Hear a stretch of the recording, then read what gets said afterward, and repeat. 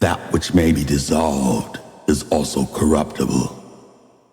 That which abides always is unchangeable.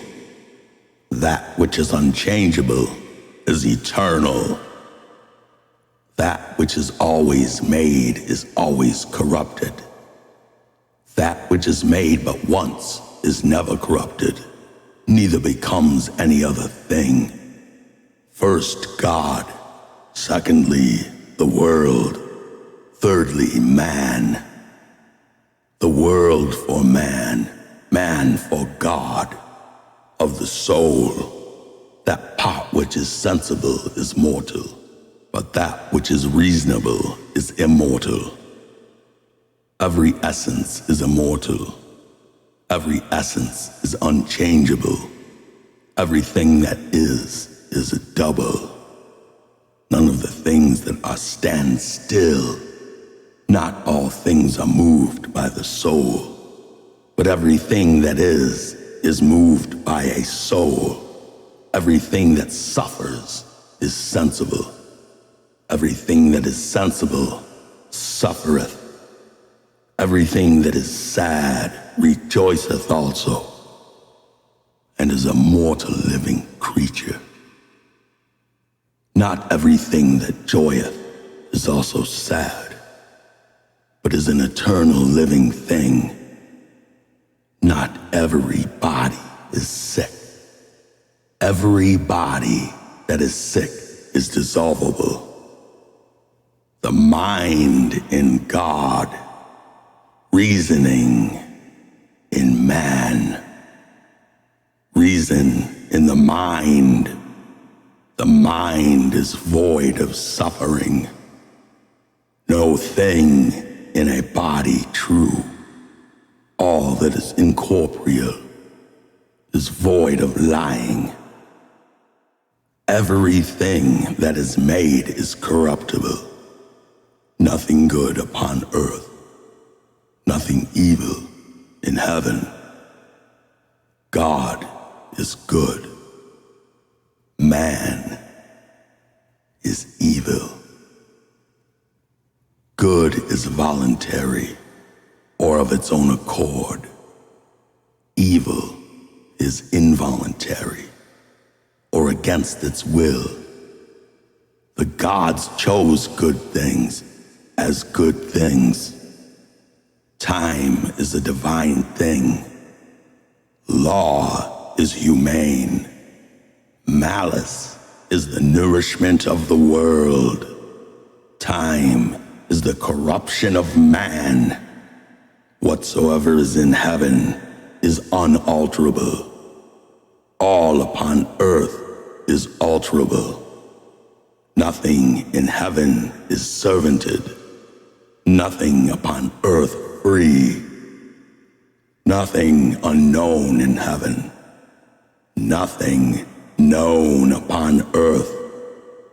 The things upon earth communicate not with those in heaven. All things in heaven are unblameable. All things upon earth are subject to reprehension. That which is immortal is not mortal. That which is mortal is not immortal. That which is sown is not always begotten, but that which is begotten always is sown. Of a dissolvable body, there are two times, one from sowing to generation, one from generation to death. Of an everlasting body, the time is only from the generation. Dissolvable bodies are increased and diminished. Dissolvable matter is altered into contraries, to wit, corruption and generation, but eternal matter into itself and its like. The generation of man is corruption. The corruption of man is the beginning of generation. That which offsprings or begetteth another, it is itself an offspring or begotten by another. Of things that are, some are in bodies, some in their ideas. Whatsoever things belong to operation or working are in a body. That which is immortal partakes not of that which is mortal. That which is mortal cometh not into a body immortal, but that which is immortal cometh into that which is mortal. Operations or workings are not carried upwards, but descend downwards. Things upon earth do nothing advantage those in heaven, but all things in heaven do profit and advantage the things upon earth. Heaven is capable and a fit receptacle of everlasting bodies, the earth of corruptible bodies. The earth is brutish, the heaven is reasonable or rational. Those things that are in heaven are subjected or placed under it, but the things on earth are placed upon it. Heaven is the first element. Providence is divine order. Necessity is the minister or servant of providence. Fortune is the carriage or effect of that which is without order. The idol of operation, a lying fantasy or opinion. What is God? The immutable or unalterable good. What is man? An unchangeable evil. If thou perfectly remember these heads, thou canst not forget those things, which in more words I have largely expounded unto thee. For these are the contents or abridgment of them. Avoid all conversation with the multitude of common people, for I would not have thee subject to envy, much less to the ridiculous unto the many. For the like always takes to itself that which is like, but the unlike never agrees with the unlike. Such discourses as these have very few auditors, and peradventure very few will have. But they have something peculiar unto themselves. They do rather sharpen and whet evil men to the maliciousness. Therefore it behooveth to avoid the multitude and take heed of them as not understanding the virtue and power of the things that are said. How does this mean, O Father? Thus, O Son, the whole nature and composition of those living things called men is very prone to maliciousness and is very familiar, and as it were nourished with it, and therefore is delighted with it. Now this wight, if it shall come to learn or know that the world was once made, and all things are done according to providence and necessity, destiny, or fate, bearing rule over all, will he not be much worse than himself, despising the whole because it was made? And if he may lay the cause of evil upon fate or destiny, he will never abstain from any evil work. Wherefore we must look warily to such kind of people, that being in ignorance, they may be less evil for fear of that which is hidden and kept secret. The second book, Poemander. My thoughts being once seriously busied about the things that are, and my understanding lifted up, all my bodily senses being exceedingly holden back, as it is with them that are very heavy of sleep, by reason either of fullness of meat or of bodily labor. Methought I saw one of an exceeding great stature, and an infinite greatness call me by my name, and say unto me, What wouldest thou hear and see? Or what wouldest thou understand to learn and know? Then I said, Who art thou? I am, quoth he, Poemander, the mind of the great Lord, the most mighty and absolute emperor. I know what thou wouldest have, and I am always present with thee. Then said I would learn the things that art, and understand the nature of them, and know God. How? Said he. I answered that I would gladly hear. Then he, have me again in thy mind, and whatsoever thou wouldest learn, I will teach thee. When he had thus said, he was changed in this idea or form, and straightway in the twinkling of an eye, all things were opened unto me, and I saw an infinite sight. All things were become light, both sweet and exceedingly pleasant, and I was wonderfully delighted in the beholding of it.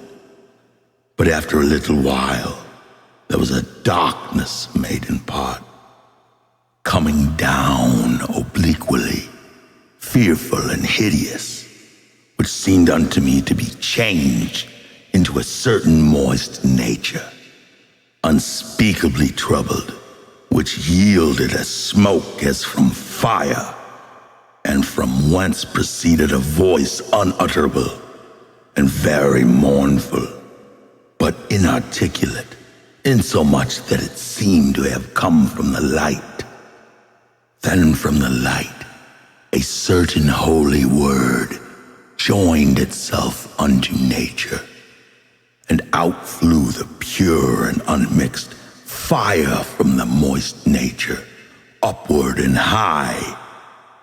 It is exceeding light and sharp and operative withal, and the air, which was also light, followed the spirit and mounted up to fire from the earth and the water, insomuch that it seemed to hang and depend upon it.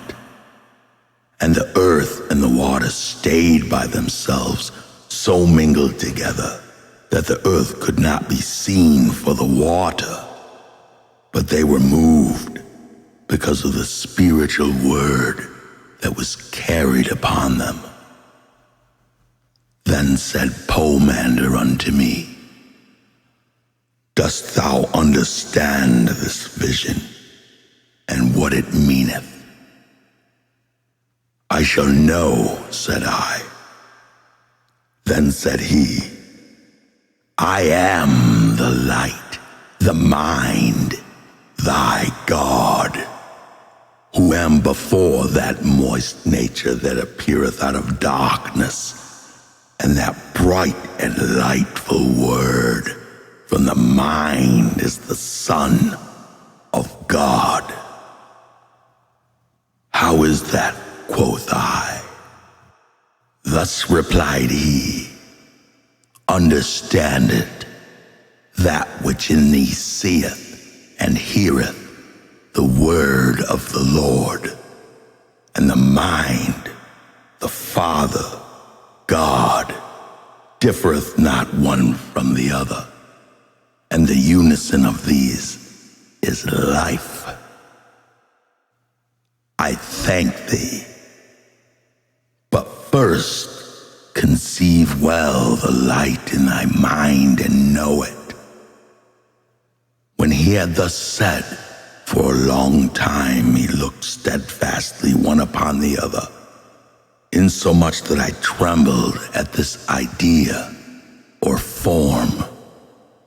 But when he nodded to me, I beheld in my mind the light that is innumerable, and the truly indefinite ornament of the world, and that the fire is comprehended or contained in, or by a most great power, and constrained to keep its station. These things I understood, seeing the word of Poemander, and when I was mightily amazed, he said again unto me, hast thou seen in thy mind the archetypal form, which was before the interminated and infinite beginning? Thus Poemander to me, but whence, quoth I, or whereof are the elements of nature made?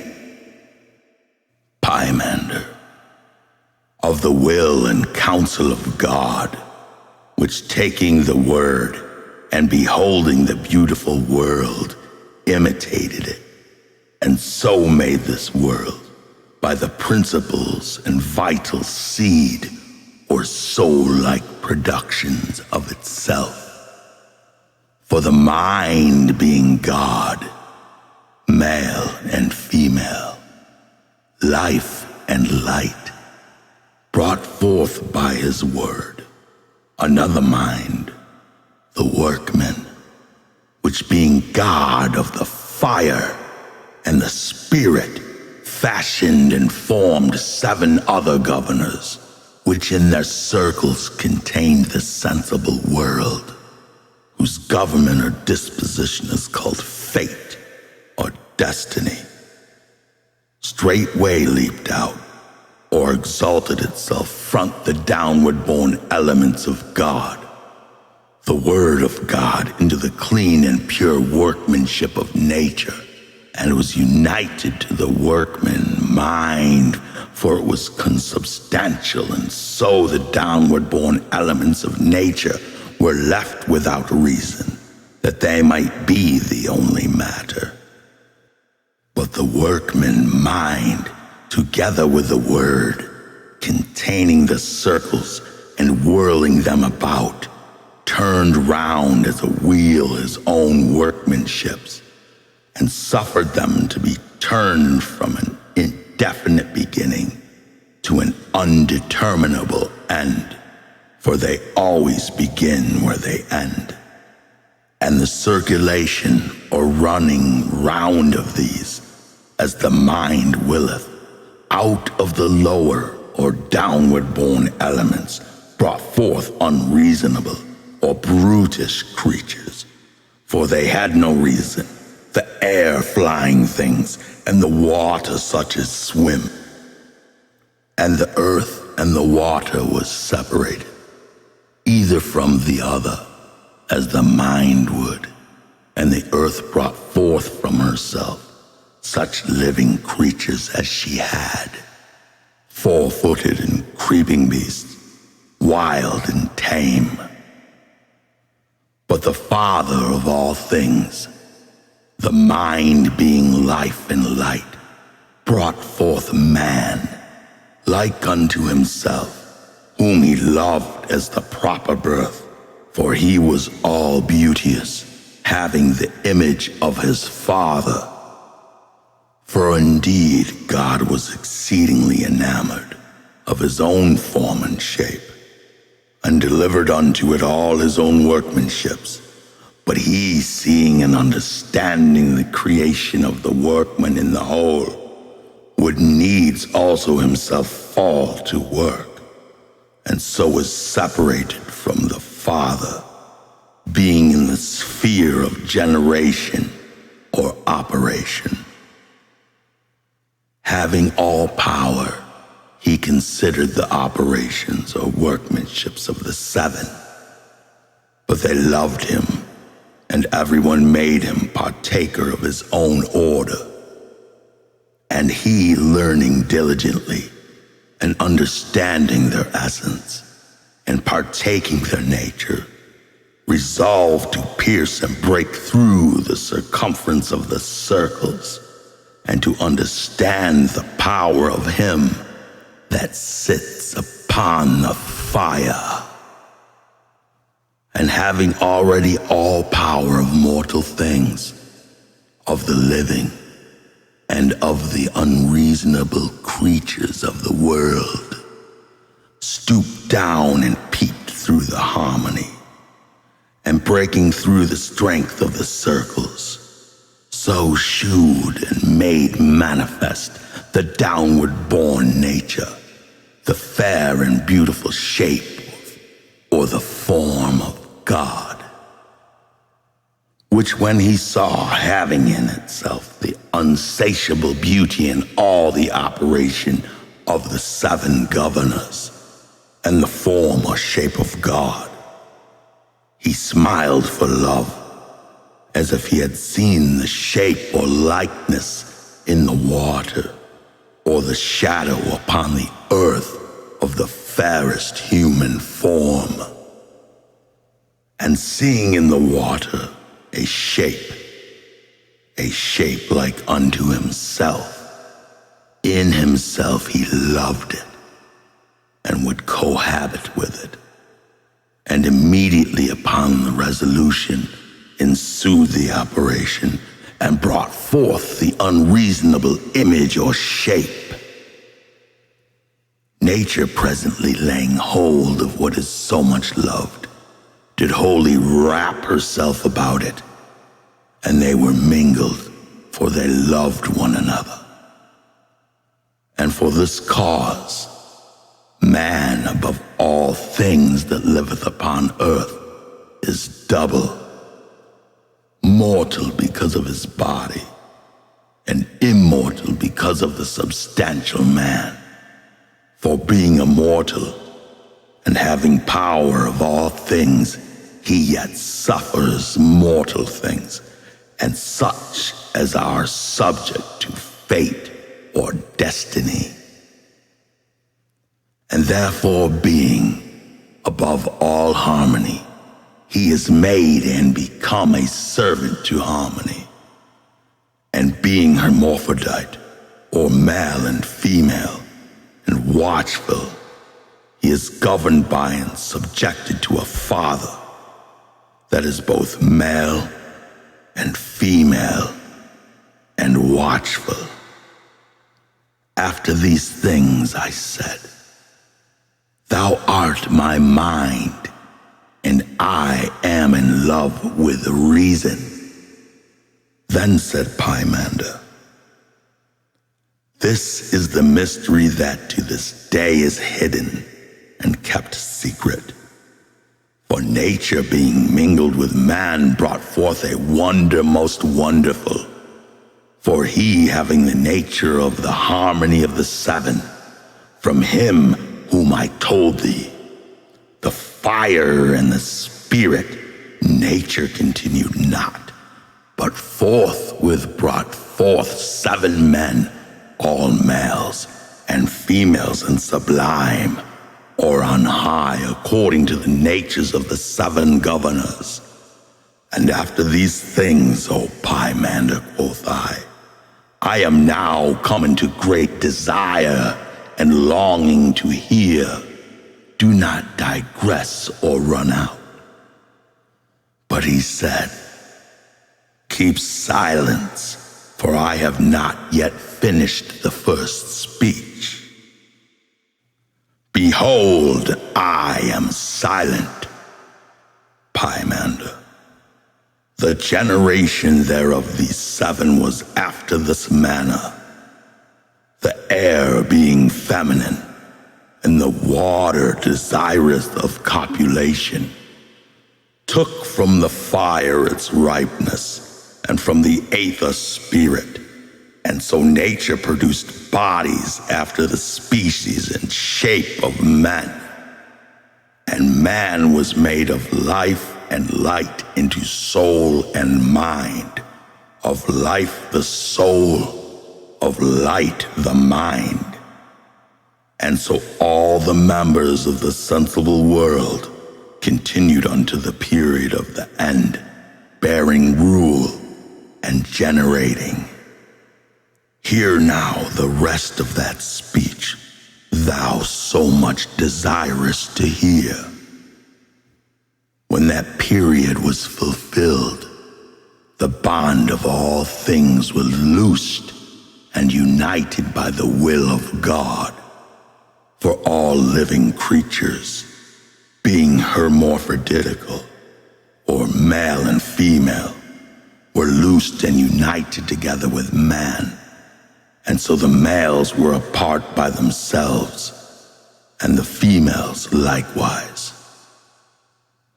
And straightway God said to the Holy Word, increase in increasing, and multiply in multitude all you in my creations and workmanships, and let him that is endued with mind know himself to be immortal, and that the cause of death is the love of the body, and let him learn all things that are. When he had thus said, Providence by fate and harmony made the mixtures and established the generations, and all things were multiplied according to their kind. And he that knew himself came at length to the substantial, every way substantial good. But he that through the air of love loved the body abideth wandering in darkness, sensible, suffering the things of death. But why do they that are ignorant in sin so much that they should therefore be deprived of immortality? Poemander, thou seemest not to have understood what thou hast heard. Peradventure I seem so to thee, but I both understand and remember them. Poemander, I am glad for thy sake, if thou understoodest them. Tell me, why are they worthy of death that are in death? Because there goeth a sad and dismal darkness before its body, of which darkness is the moist nature, of which moist nature the body consisteth in the sensible world, from whence death is derived. Hast thou understood this aright? But why or how doth he that understands himself go or pass into God?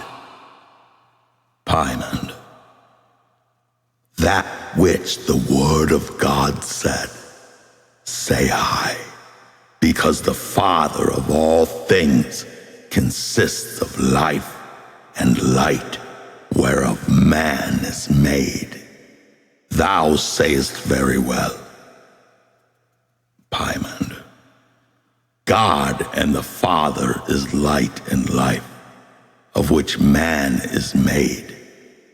If therefore thou learn and believe thyself to be of the life and light, thou shalt again pass into life. But yet tell me more, O my mind, how shall I go into life? Poemander, God saith, let the man endued with a mind mock, consider, and know himself well. Have not all men a mind? Poemander, take heed what thou sayest.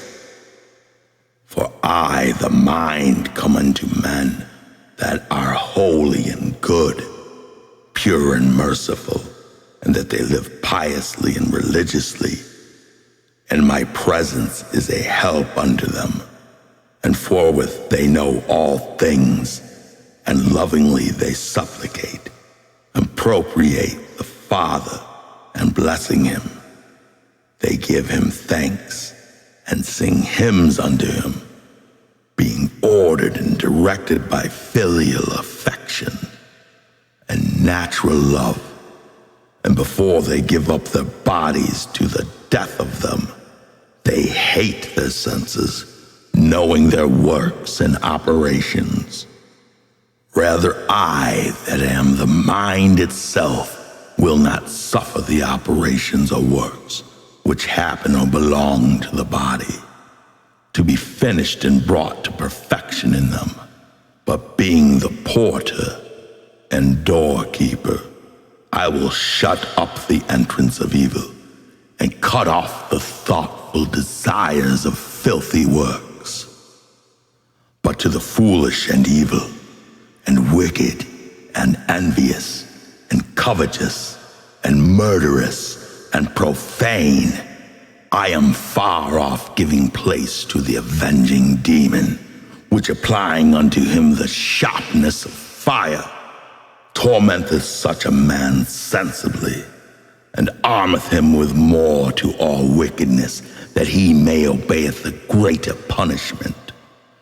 And such a one never ceaseth, having unfulfillable desires and unsatiable concupiscences, and always fighting in darkness, for the demon afflicts and tormenteth him continually, and increaseth the fire upon him more and more.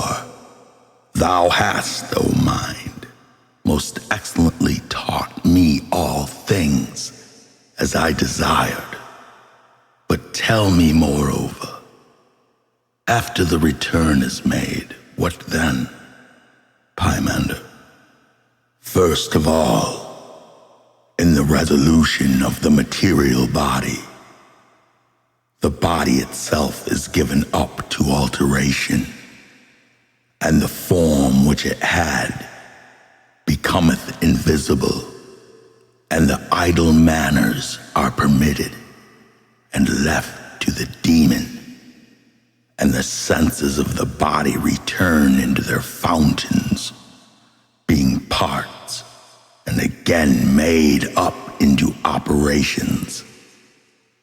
And anger and concupiscence go into the brutish or unreasonable nature, and the rest striveth upward by harmony. And to the first zone it giveth the power it had of increasing and diminishing.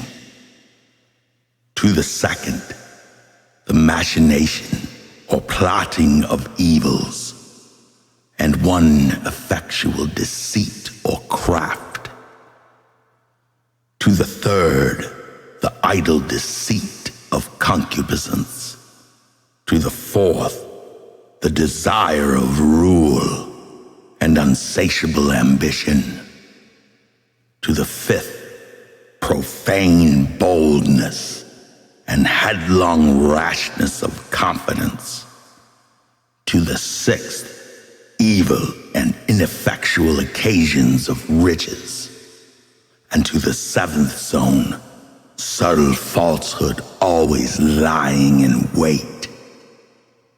And then being made naked of all the operations of harmony, it cometh to the eighth nature, having its proper power, and singeth praises to the Father with the things that are, and all that they are present rejoice, and congratulate the coming of it, and being made like to them with whom it converseth. It heareth also the powers that are above the eighth nature, singing praise to God in certain voice that is peculiar to them. and then in order they return unto the Father, and themselves deliver themselves to the powers, and becoming powers they are in God. This is the good, and to them that know to be deified.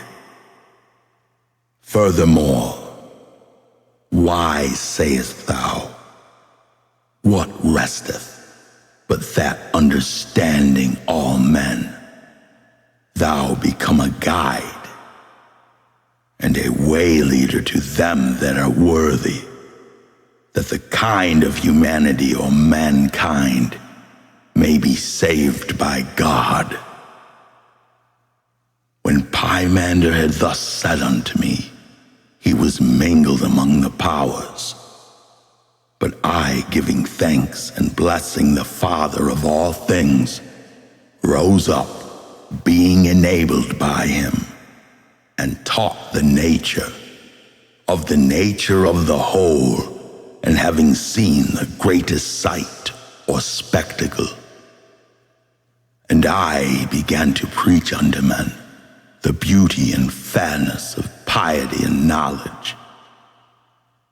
O ye people, men, born and made of the earth, which have given yourselves over to drunkenness and sleep, and to the ignorance of God, be sober, and cease your surfeit, whereto you are allured and invited by brutish and unreasonable sleep.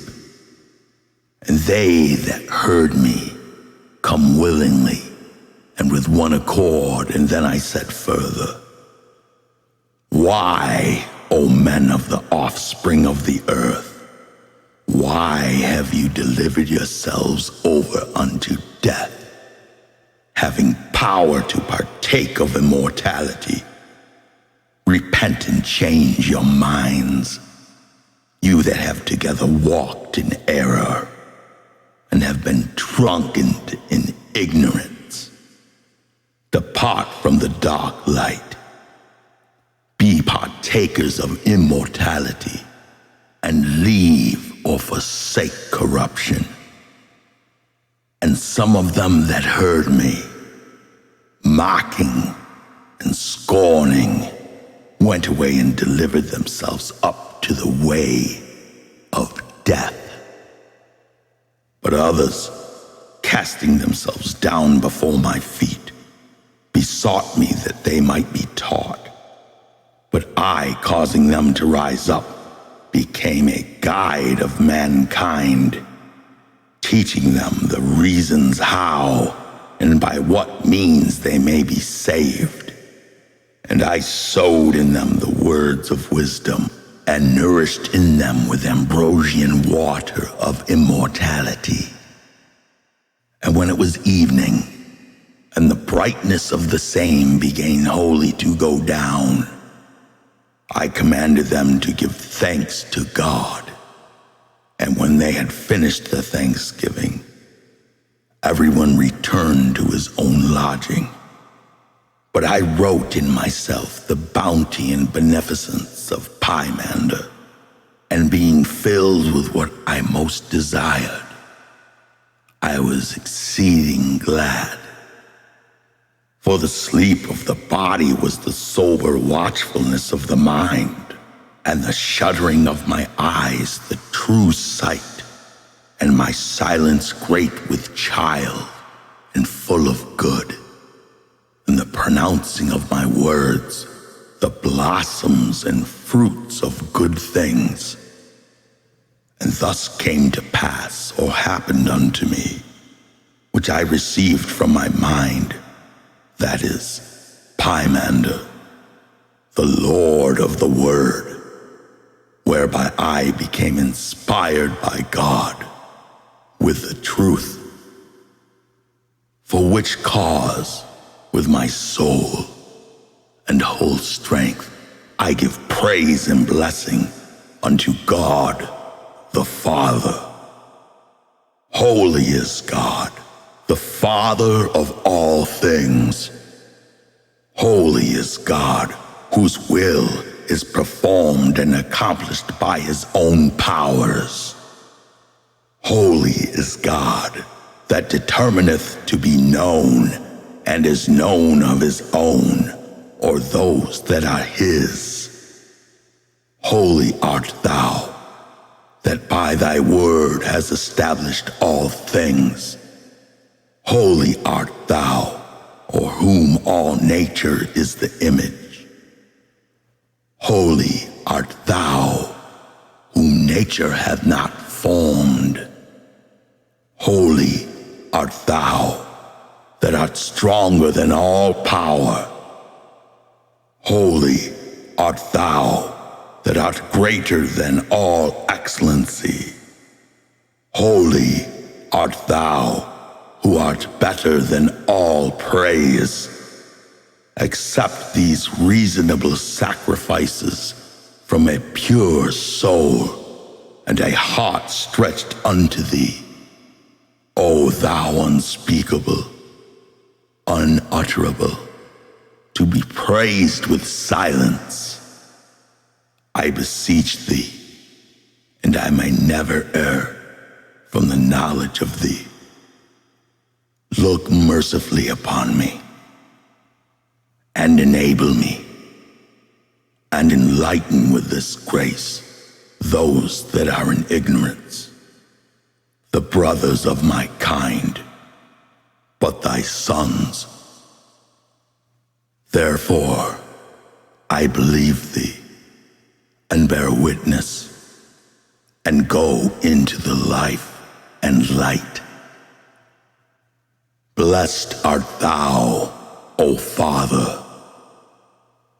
Thy man would be sanctified with thee, as thou hast given him all power. The third book, the Holy Sermon. The glory of all things, God and that which is divine, and the divine nature, the beginning of things that are. God and the mind and nature and matter and operation or working and necessity, and the end and renovation. For there were in the chaos an infinite darkness in the abyss or bottomless depth, and water, and a subtle spirit intelligible in power, and there went out the holy light, and the elements were coagulated from the sand out of the moist substance, and all the gods distinguished the nature full of seeds. And when all things were interminated and unmade up, the light things were divided on high, and the heavy things were founded upon the moist sand, all things being terminated or divided by fire, and being sustained or hung up by the Spirit, they were so carried. And the heaven was seen in 7 circles. And the gods were seen in their ideas of the stars, with all their signs, and the stars were numbered with the gods in them. And the sphere was all lined with air, carried about in a circular motion by the Spirit of God. And every god by his internal power did that which was commanded him. And there were made 4-footed things, and creeping things, and such as live in the water, and such as fly, and every fruitful seed, and grass, and the flowers of all greens, and which had sowed in themselves the seeds of regeneration, as also the generations of men to the knowledge of the divine works, and livelier working testimony of nature, and a multitude of men, and the dominion of the things under heaven, and the knowledge of good things, and to be increased in increasing, and multiplied in multitude. And every soul and flesh, by the wonderful working of the gods in the circles, to the beholding of heaven, the gods' divine works, and the operations of nature, and for the signs of good things and the knowledge of the divine power, and to find out every cunning workmanship of good things.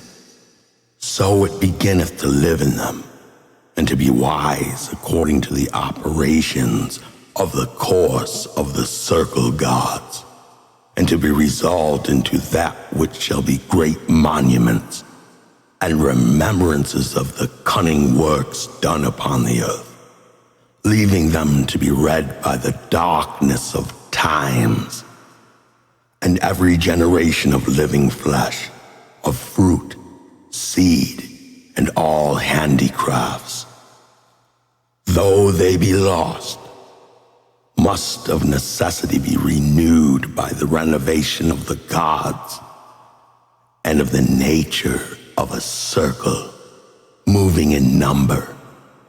For it is a divine thing that every world temperature should be renewed by nature. For in that which is divine is nature also established.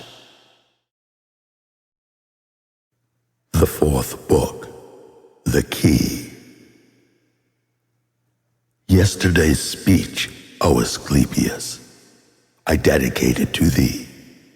This day's it is fit to dedicate to Tat, because it is an epitome of those general speeches that were spoken to him. God, therefore, and the Father, and the good, O Tat, have the same nature, or rather also the same act and operation.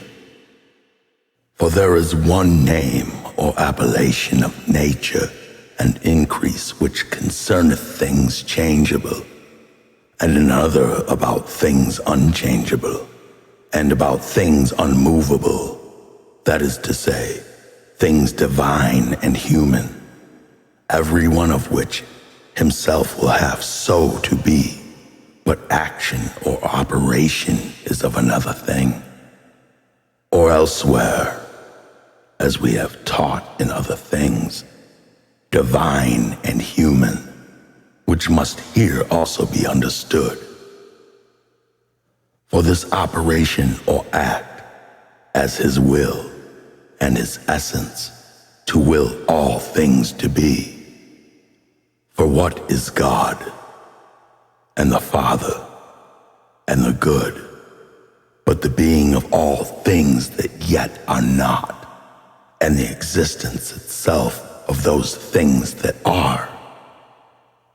This is God, this is the Father, this is the good, whereunto no other thing is present or approacheth. For the world and the Son, which is also a Father by participation, is not for all that equally the cause of good and of life to living creatures. And if this be so, he is altogether constrained by the will of the good, without which it is not possible either to be or to be begotten or made.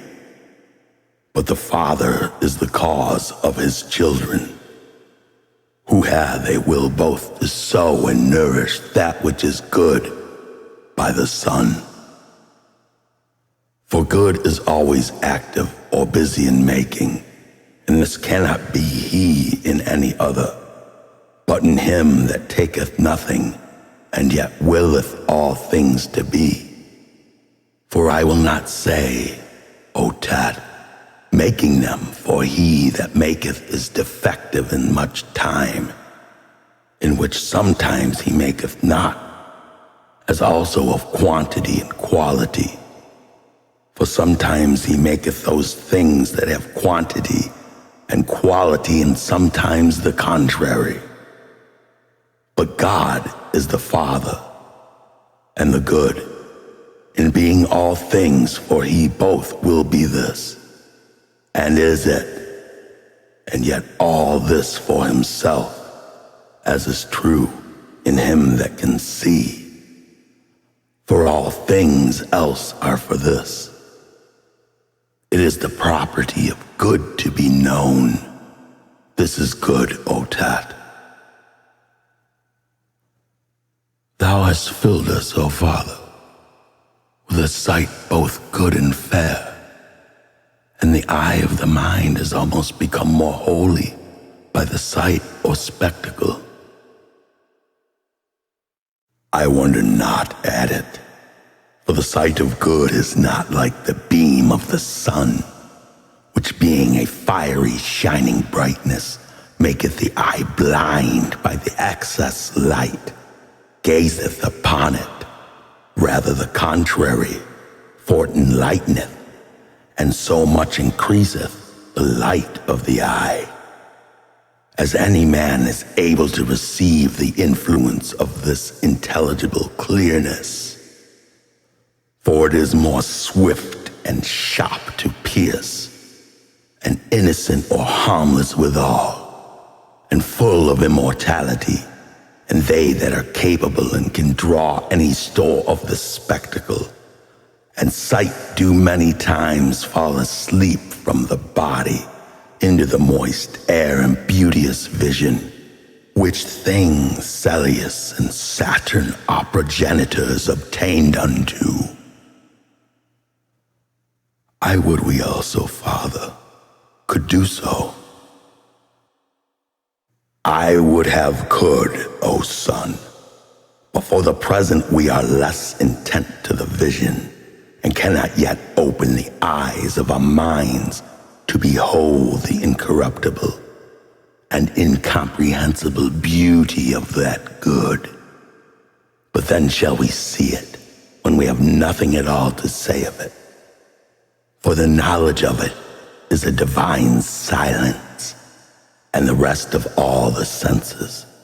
For either can be that understand anything else, nor he that sees that see anything else, nor hear any other thing, nor in some move the body.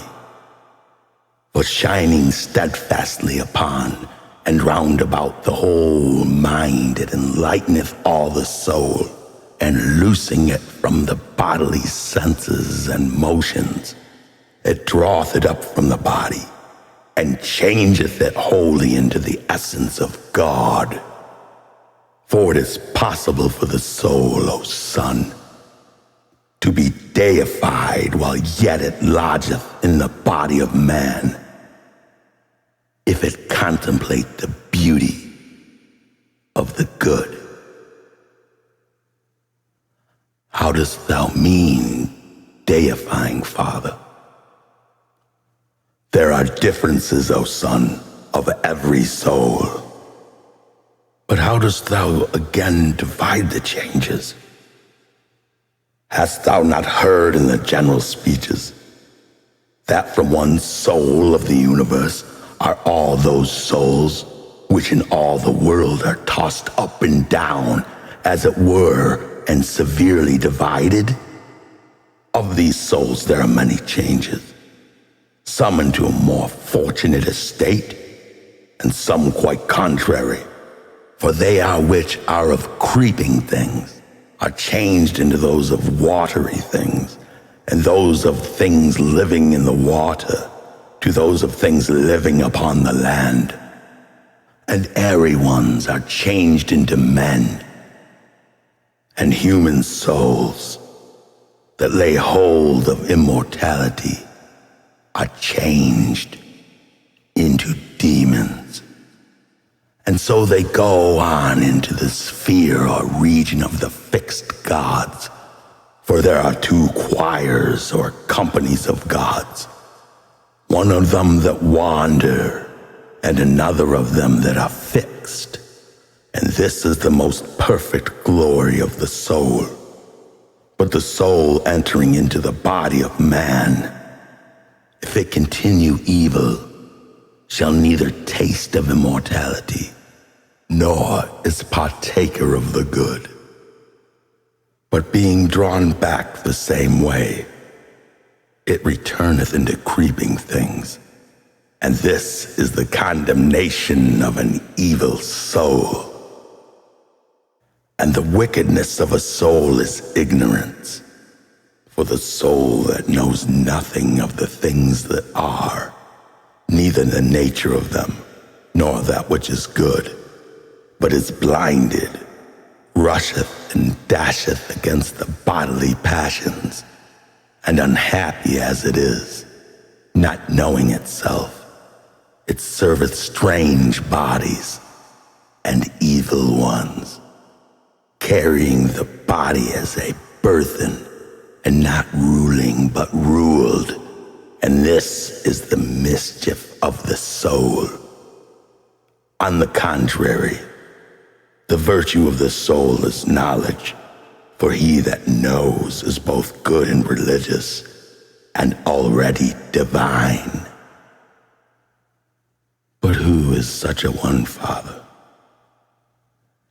He that neither speaks nor hears many things, for he, O Son, that heareth two speeches or hearings, fighteth in the shadow. For God and the Father and good is neither spoken nor heard. This being so in all things that are the senses, because they cannot be without them. But knowledge differs much from sense, for sense is of the things that surmount it, but knowledge is the end of sense. Knowledge is the gift of God, for all knowledge is unbodily, but useth the mind as an instrument, as the mind useth a body. Therefore both intelligible and material things go both of them into bodies. For of contraposition, that is setting one against another, and contrariety, all things must consist, and it is impossible it should be otherwise. Who therefore is the material God? The fair and the beautiful world, and yet it is not good. For it is material and easily passable. Nay, it is the first of all passable things, and the second of things that are, and needy or wanting somewhat else. And it was once made, and is always, and is ever in generation, and made, and continually makes, or generates things that have quantity and quality.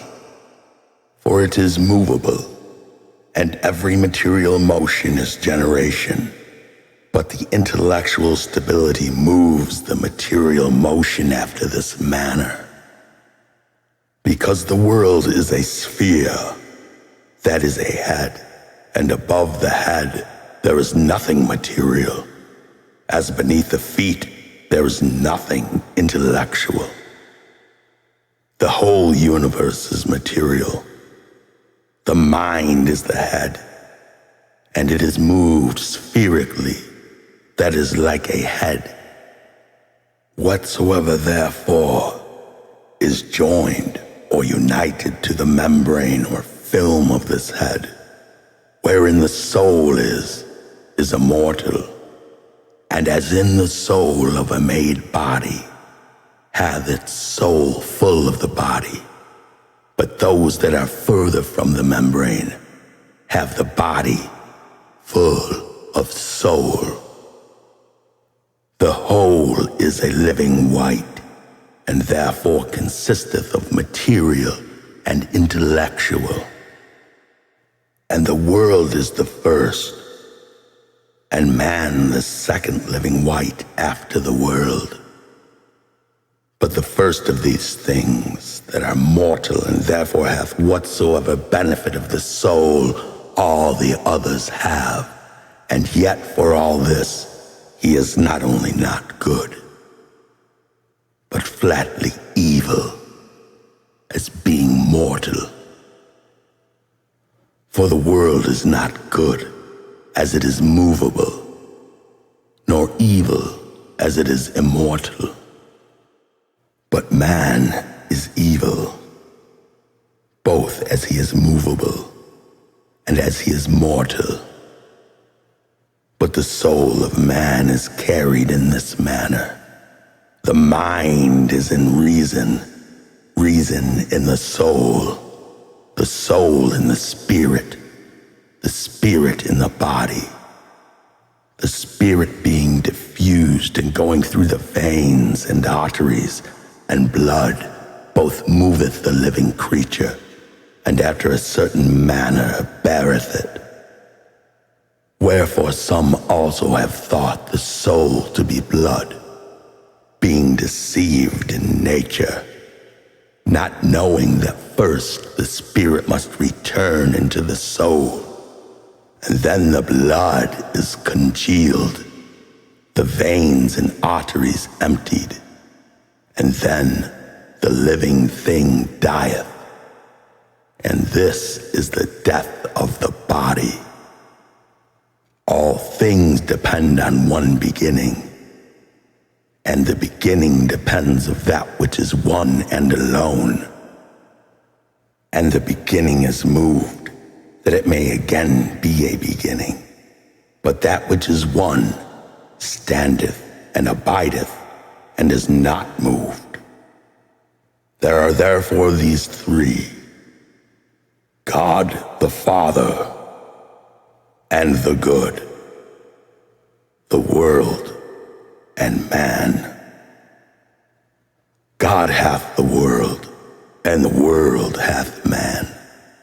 And the world is the Son of God, and man as it were the offspring of the world. For God is not ignorant of man, but knows him perfectly, and will be known by him. This only is healthful to man, the knowledge of God. This is the return of Olympus.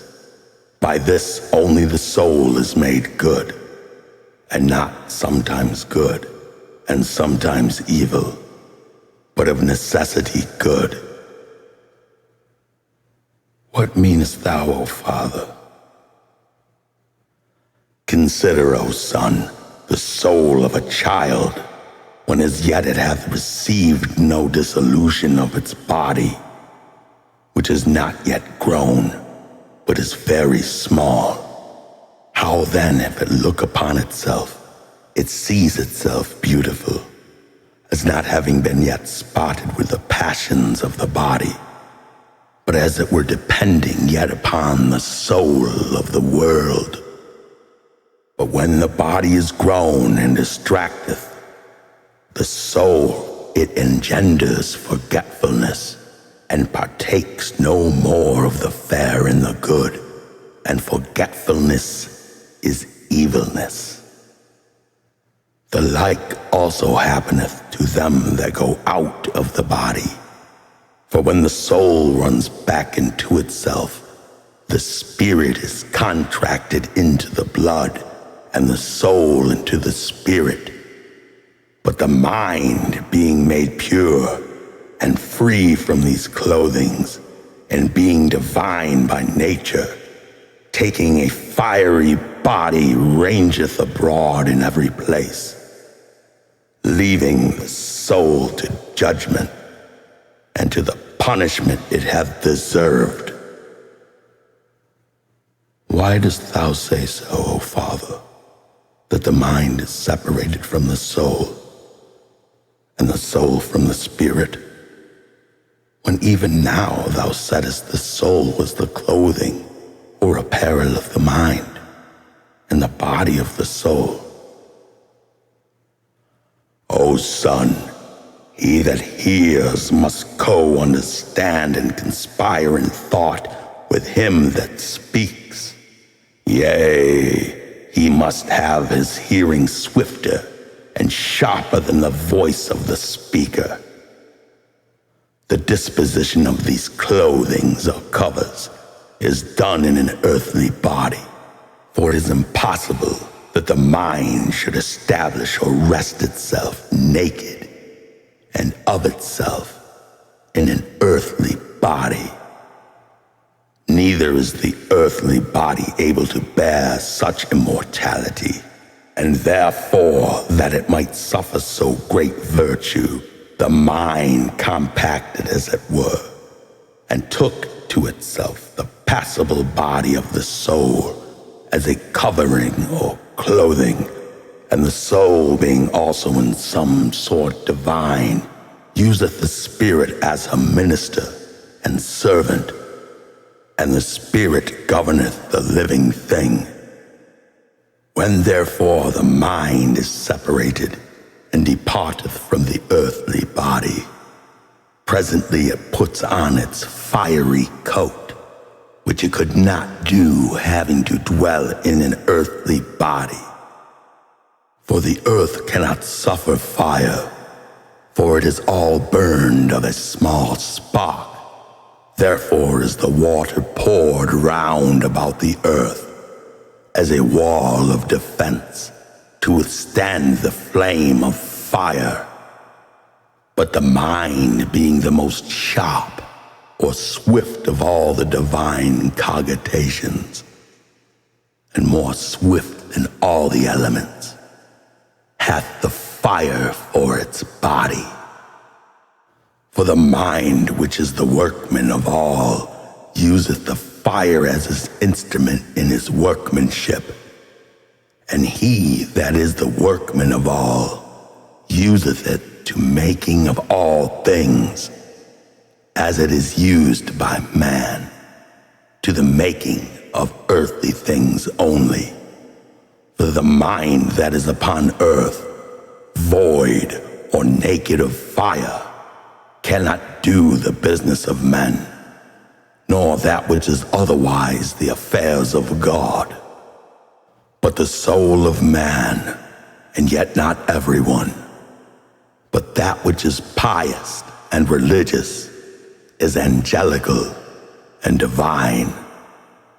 And such a soul, after it is departed from the body, having striven the strife of piety, becomes either mind or God.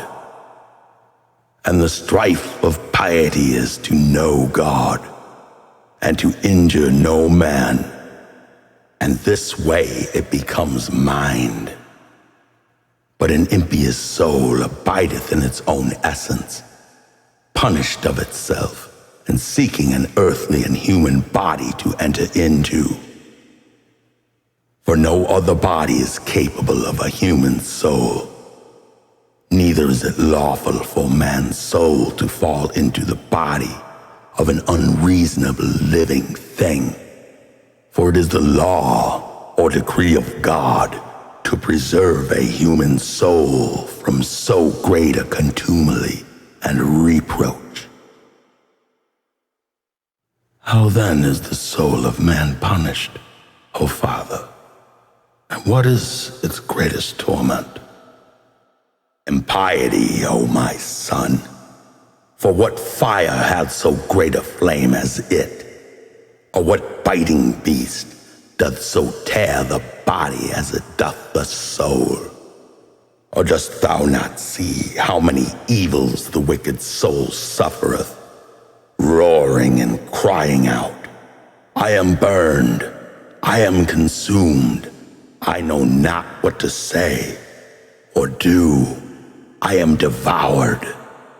Unhappy wretch, of the evils that compass and lay hold upon me, miserable that I am, I neither see nor hear anything. These are the voices of a punished and tormented soul, and not as many. And thou, O son, thinkest that the soul going out of the body grows brutish or enters into a beast, which is a very great error, for the soul punished after this manner. For the mind, when it is ordered or appointed to get a fiery body for the services of God, coming down into the wicked soul, torments it with the whips of sins, wherewith the wicked soul, being scourged, turns itself to murderers and contumelies and blasphemies and diverse violences and other things by which men are injured. But into a pious soul the mind entering leads it into the light of knowledge. And such a soul is never satisfied with singing praise to God and speaking well of all men, and both in words and deeds, always doing good in imitation of her Father. Therefore, O Son, we must give thanks and pray that we may obtain a good mind. The soul, therefore, may be altered or changed into the better, but into the worse it is impossible. But there is a communion of souls, and those of gods communicate with those of men, and those of men with those of beasts. And the better always take of the worse. Gods of men, men of brute beasts, but God of all, for he is the best of all, and all things are less than he. Therefore is the world subject unto God, man unto the world, and unreasonable things to man. But God is above all and about all, and the beams of God are operations, and the beams of the world are natures, and the beams of man are arts and sciences. And operations do act by the world, and upon man by the natural beams of the world. But nature's work by the elements, and man by arts and sciences. And this is the government of the whole, depending upon the nature of the one, and piercing or coming down by the one mind, than which nothing is more divine and more efficacious or operative, and nothing more uniting, or nothing is more one, the communion of gods to men, and of men to God. This is the bonus genius, or good demon, blessed soul that is fullest of it, an unhappy soul that is empty of it. And wherefore, Father?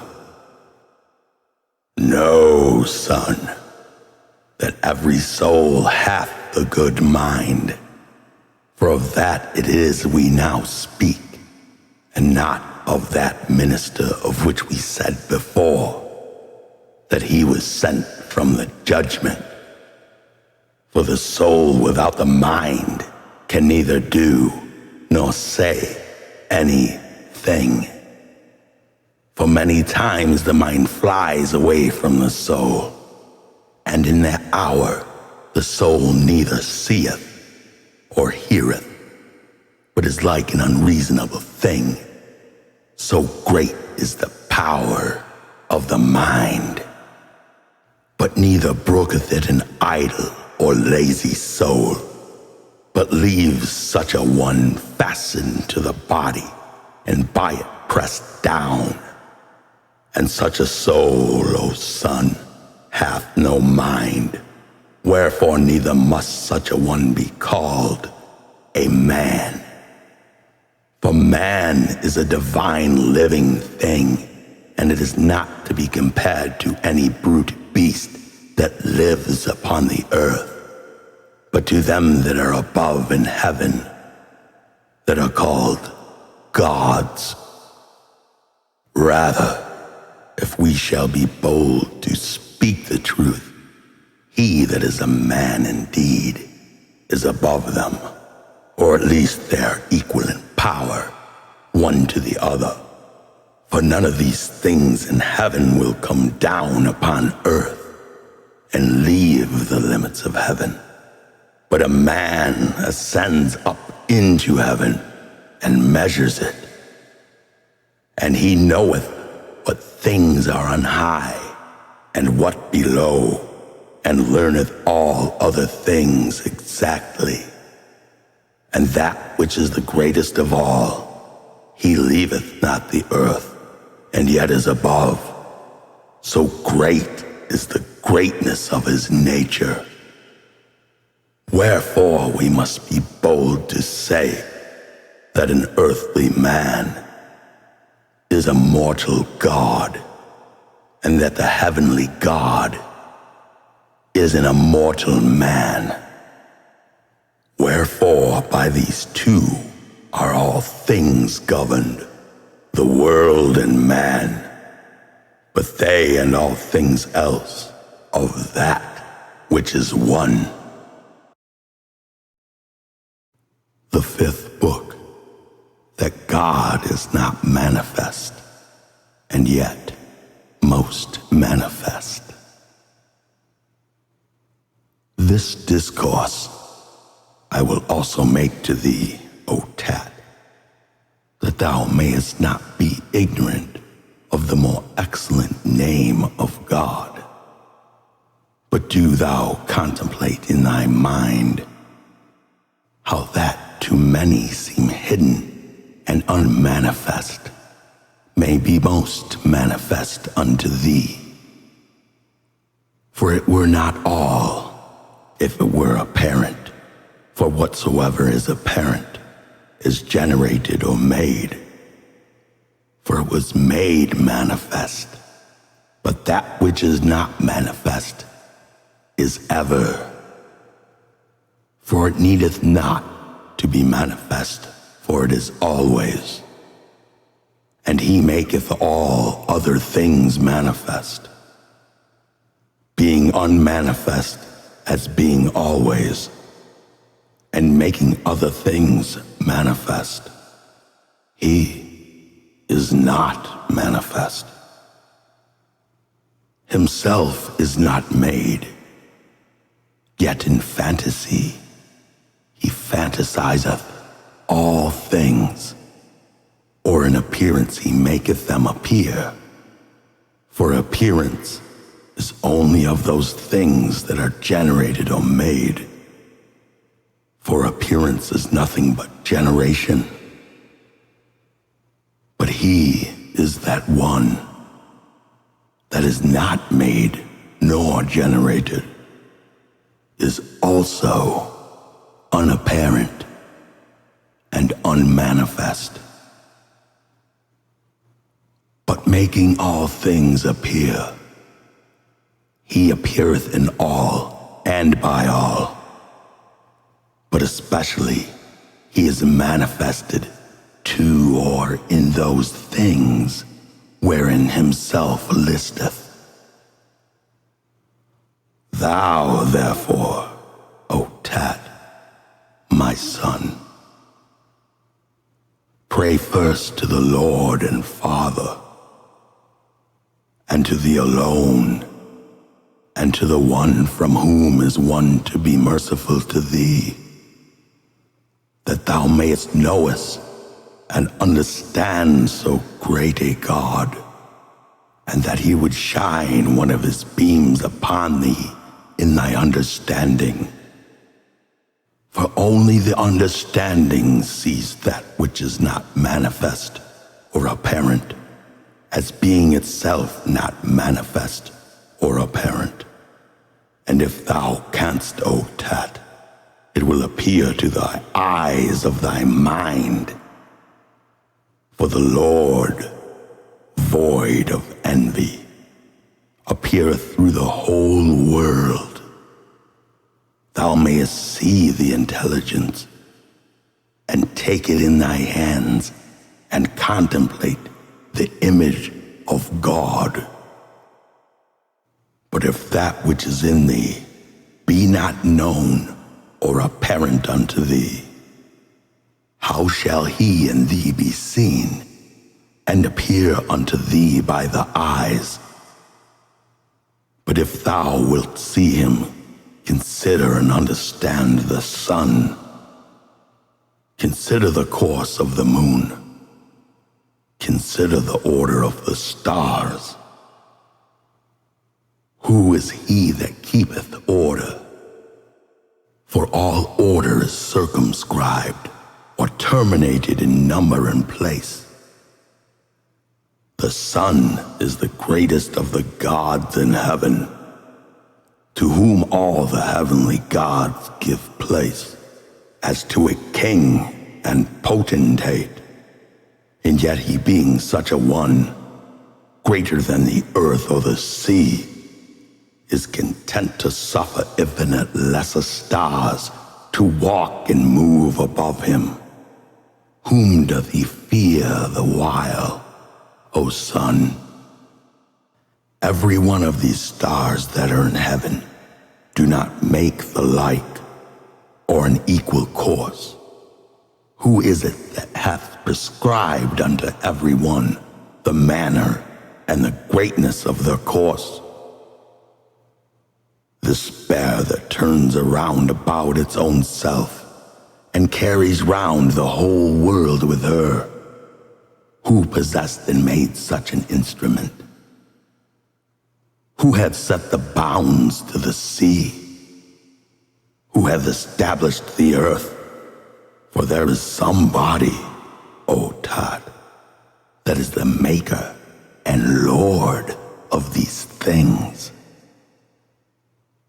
For it is impossible, O Son, that either place or number or measure should be observed without a maker. No order can be made by disorder or disproportion. I would, if it were possible for thee, O my son, to have wings and to fly into the air, and being taken up in the midst between heaven and earth, to see the stability of the earth, the fluidness of the sea, the courses of the rivers, the largeness of the air, the sharpness or swiftness of the fire, the motion of the stars, and the speediness of the heaven by which it goeth round about all these. O Son, what a happy sight it were, at one instant to see all these, and that which is unmovable moved, and that which is hidden appear and be manifest. And if thou wilt see and behold this workman, even by mortal things that are upon the earth and in the deep, consider, O Son, how man is made and framed in the womb, and examine diligently the skill and cunning of the workman, and learn who it was that wrought and fashioned the beautiful and divine shape of man, who circumcised and marked out his eyes, who bored his nostrils and ears, who opened his mouth, who stretched out and tied together his sinews, who channeled the veins, who hardened and made strong the bones, who clothed the flesh with skin, who divided the fingers and the joints, who flattened and made broad the soles of the feet, who digged the pores, who stretched out the spleen, which made the heart like a pyramus, who made the liver broad, who made the light spongy and full of holes, who made the belly large and capacious, who set to outward view the more honorable parts and hidden the filthy ones, See how many arts are in one matter, and how many works are in one superscription, and all exceedingly beautiful, and all done in measure, and yet all differing. Who hath made all these things? What mother, what father, save only God, that is not manifest, that made all things by his own will? And no man says that a statue or an image is made without a carver or painter, and was this workmanship made without a workman? O great blindness! O great impiety! O great ignorance! Never, O Son Tat, canst thou deprive the workmanship of the workman. Rather, it is the best name of all the names of God to call him the Father of all, for so he is alone, and this is his work to be the Father. And if thou wilt force me to say anything more boldly, it is his essence to be pregnant or great with all things and to make them. And as without a maker, it is impossible that anything should be made, so it is that he should not always be, and always be making all things in heaven, in the air, in the earth, in the deep, in the whole world, and in every part of the whole world that is, or that is not. For there is nothing in the whole world that is not himself, both the things that are and the things that are not. For the things that are he hath made manifest, and the things that are not he hath hid in himself. This is God that is better than any name. This is he that is secret. This is he that is most manifest. This is he that is to be seen by the mind. This is he that is visible to the eye. This is he that hath no body, and this is he that hath many bodies. Rather, there is nothing of any body which is not he. For he alone is all things, and for this cause he hath all names, because he is the one Father, and therefore he hath no name, because he is the Father of all. Who therefore can bless thee, or give thanks for thee, or to thee? Which way shall I look when I praise thee? Upward, downward, outward, inward? For about thee there is no manner, no place, nor anything else of all things that are. But all things are in thee, all things from thee. Thou givest all things, and takest nothing, for thou hast all things, and there is nothing that thou hast not. When shall I praise thee, O Father? For it is neither possible to comprehend thy hour, nor thy time. For what shall I praise thee? For what thou hast made, or for what thou hast not made? For those things thou hast manifested, or for those things thou hast hidden? Wherefore shall I praise thee as being of myself, or having anything of mine own, or rather being another's? For thou art what I am, thou art what I do, thou art what I say. Thou art all things, and there is nothing else thou art not. Thou art thou, all that is made, and all that is not made, the mind that understandeth, the Father that maketh and frameth, the good that worketh, the good that doeth all things.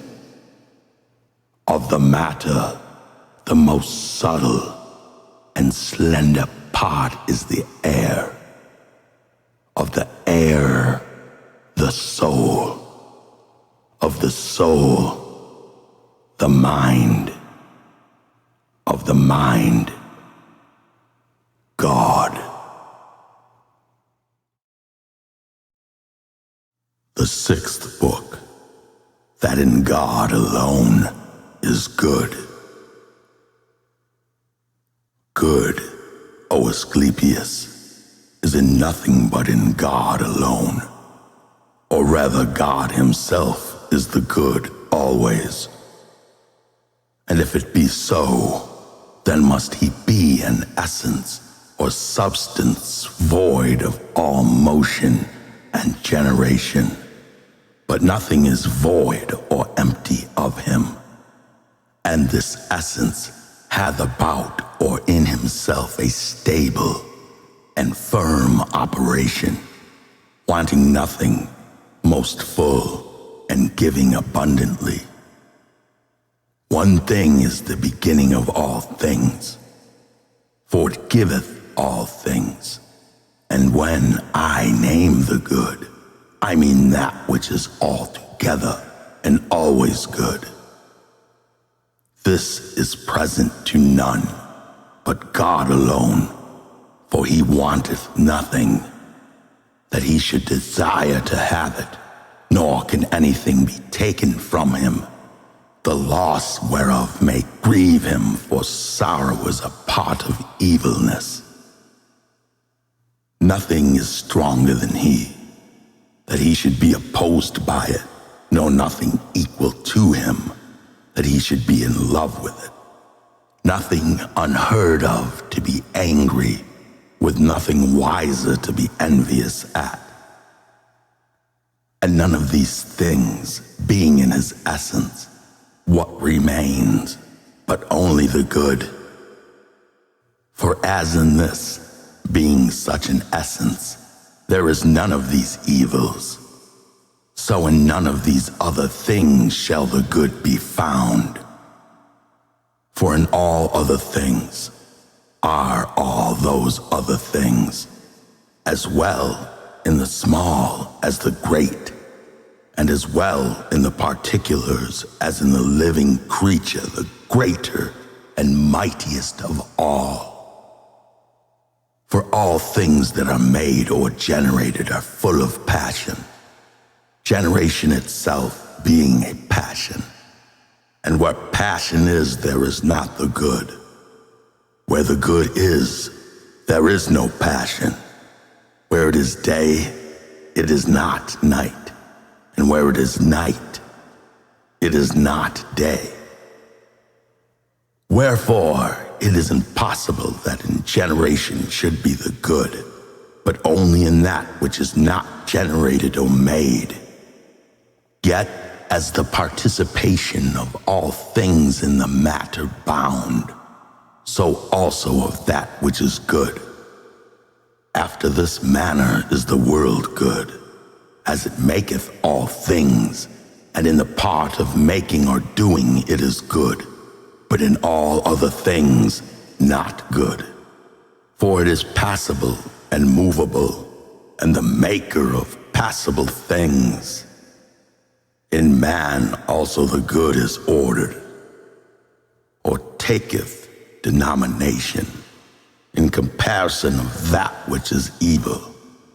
For that which is not very evil is here good, and that which is here called good is the least particle or proportion of evil. It is impossible, therefore, that good should be here pure from evil. For here the good groweth evil, and growing evil, it doth not still abide good, and not abiding good, it becomes evil. Therefore, in God alone is the good, or rather God, is the good. Therefore, O Asclepius, there is nothing in men or among men but the name comprehendeth, is not as being on every side encompassed and coated with evilness and labors and griefs and desires and wrath and deceits and foolish opinions. And in that which is the worst of all, Asclepius, every one of the forenamed things is here believed to be the greatest good, especially that supreme mischief, the pleasures of the belly, and the ringleader of all evils. Error is here the absence of the good. And I give thanks unto God that concerning the knowledge of good, but this assurance in my mind, that it is impossible it should be in the world, for the world is fullness of evilness, but God is the fullness of good, or good of God. For the eminencies of all appearing beauty are in the essence more pure, more sincere, and peradventure they are also the essence of it. For we must be bold to say, Asclepius, that the essence of God, in he have an essence, is that which is fair or beautiful, but no good is comprehended in this world. For all things that are subject to the eye are idols, and as it were shadows, but those things that are not subject to the eye are ever, especially the essence of the fair and the good. And as the eye cannot see God, so neither the fair and the good. For these are the parts of God that partake the nature of the whole, proper and familiar unto him alone, inseparable, most lovely. Wherefore either God is enamored, or they are enamored of God. If thou canst understand God, thou shalt understand the fair and the good, which is most shining and enlightening, and most enlightened by God. For that beauty is above comprehension, and that good is inimitable as God himself. As therefore thou understandest God, so understand the fair and the good, for these are incommunicable to any other living creatures because they are inseparable from God. If thou seek concerning God, thou seekest or askest also of the fair. For these in one way that lead to the same thing, that is piety with knowledge. Wherefore they that are ignorant and go not in the way of piety, dare call man fair and good, never seeing so much as in a dream what good is, but being enfolded and wrapped upon all evil, and believing that evil is the good. They by that means both use it unsatiably, and are afraid to be deprived of it, and therefore they strive by all possible means that they may not only have it, but also increase it. Such, O Asclepius, are the good and fair things of men, which we can neither love nor hate, for this is the hardest thing of all, that we have need of them, and cannot live without them. The seventh book, his secret sermon of regeneration, and the profession of silence to his son Tat. In the general speeches, O Father, discoursing of the divinity, thou speakest enigmatically, and didst not clearly reveal thyself, saying that no man can be saved before regeneration. And when I did humbly entreat thee at the going up the mountain, after thou hast discoursed unto me, having a great desire to learn this argument of regeneration, because among all the rest I am ignorant only of this thou told me thou wouldst impart it unto me, when I would estrange myself from the world, whereupon I made myself ready, and I have vindicated the understanding that is in me from the deceit of the world. Now then fulfill my defects, and as thou saidst, instruct me of regeneration, either by word of mouth or secret. For I know not, O Trismegistus, of what substance, or what womb, or what seed of man is thus born. O son, this wisdom is to be understood in silence, and the seed is the true good. Who sows it, O Father? For I am utterly ignorant and doubtful. The will of God, O son. And what manner of man is he that is thus born? For in this point I am clear deprived of the essence that understandeth in me. The Son of God will be another. God made the universe, that in everything consisteth of all powers. Thou tellest me a riddle, O Father, and dost not speak as a father to a son. Son, things of this kind are not taught, but are by God, when he pleaseth, brought to remembrance. Thou speakest of things strange, or far-fetched, and impossible, Father, and therefore I will directly contradict them. Wilt thou prove a stranger, son, to thy father's kind? Do not envy me, Father, or pardon me. I am the natural son. Discourse unto me the manner of regeneration. What shall I say, O my son? I have nothing to say more than this, that I see in myself an unfeigned sight or spectacle made by the mercy of God, and I am gone out of myself into an immortal body, and I am riot now what I was before, but was begotten in mind. This thing is not taught, nor is it to be seen in the formed element, for which the first compound form was neglected by me, and that I am now separated from it. For I have both touch and the measure of it, yet I now estranged from them. Thou see, O son, with thine eyes, but thou look never so steadfastly upon me.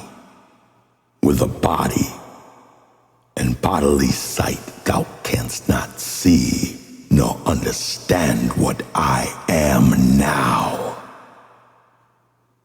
Thou hast driven me, O Father, into a small fury and distraction of mind, for I do not now see myself. I would, O son, that thou also wert gone out of thyself, like them that dream in their sleep. And tell me this, who is the author and maker of regeneration? The child of God, one man by the will of God. Now, O Father, thou hast put me to silence forever, and all my former thoughts have quiet left and forsaken me. For I see the greatness and shape of all things here below, and nothing but falsehood in them all. And since this mortal form is daily changed and turned by this time into increase and diminution, as being falsehood, what therefore is true, O Trismegistus? That, O Son, which is not troubled nor bound, not colored, not figured, not changed, that which is naked, bright, comprehensible only of itself, unalterable, unbodily. Now I'm mad, indeed, Father, for when I thought me to have been made a wise man by thee, with these thoughts thou hast quite dulled all my senses. Yes, it is so as I say, O Son. He that looketh only upon that which is carried upward as fire, that which is carried downward as earth, that which is moist as water, and that which bloweth or is subject to blast as air. How can he sensibly understand that which is neither hard, nor moist, nor tangible, nor perspicuous, seeing it is only understood in power and operation? But I beseech and pray to the mind, which alone can understand the generation which is in God. Then am I, O Father, utterly unable to do it? God forbid, Son. Rather draw or pull him unto thee, or study to know him, and he will come. Be but willing, and it shall be done. Quiet the senses of the body, purging thyself from unreasonable brutish torments of matter. Have I any revengers or tormentors in myself, Father? Yes, and those, not a few, but many and fearful ones. I do not know them, Father. One torment, Son, is ignorance. A second, sorrow. A third, intemperance. A fourth, concupiscence. A fifth, injustice. A sixth, covetousness. A seventh, deceit. An eighth, envy. A ninth, fraud or guile. A 10th, wrath. An 11th, rashness. A 12th, maliciousness. They are in number 12, and under these many more, some which through the prison of the body do force the inwardly placed man to suffer sensibly, and they do not suddenly or easily depart from him that hath obtained mercy of God. And herein consists both the manner and the reason of regeneration. For the rest, O Son, hold thy peace and praise God in silence. And by that means, the mercy of God will not cease or be wanting unto us. Therefore rejoice, my son, from henceforward being purged by the powers of God to the knowledge of the truth. For the revelation of God has come to us, and when that came, all ignorance was cast out. The knowledge of joy has come unto us, And when that comes, sorrow shall fly away to them that are capable of it. I call unto joy the power of temperance, a power whose virtue is most sweet. Let us take her unto ourselves, O Son, most willingly, for how at her coming hath she put away intemperance. Now I call the fourth continence, the power which is over concupiscence. This, O Son, is the stable and firm foundation of justice. For see how without labor she hath chased away injustice, and were justified, O Son, when injustice is away. The sixth virtue which comes into us I call communion, which is against covetousness. And when that covetousness is gone, I call truth, and when she cometh, error and deceit vanisheth. See, O Son, how the good is fulfilled by the access of truth, for by this means envy is gone from us. The truth is accompanied with the good, together also with life and light. And there came no more any torment of darkness, but being overcome, they are all fled away suddenly and tumultuarily. Thou hast understood, O Son, the manner of regeneration, for upon the coming of these 10, the intellectual generation is perfected, and then it driveth away the 12, and we have seen it in the generation itself.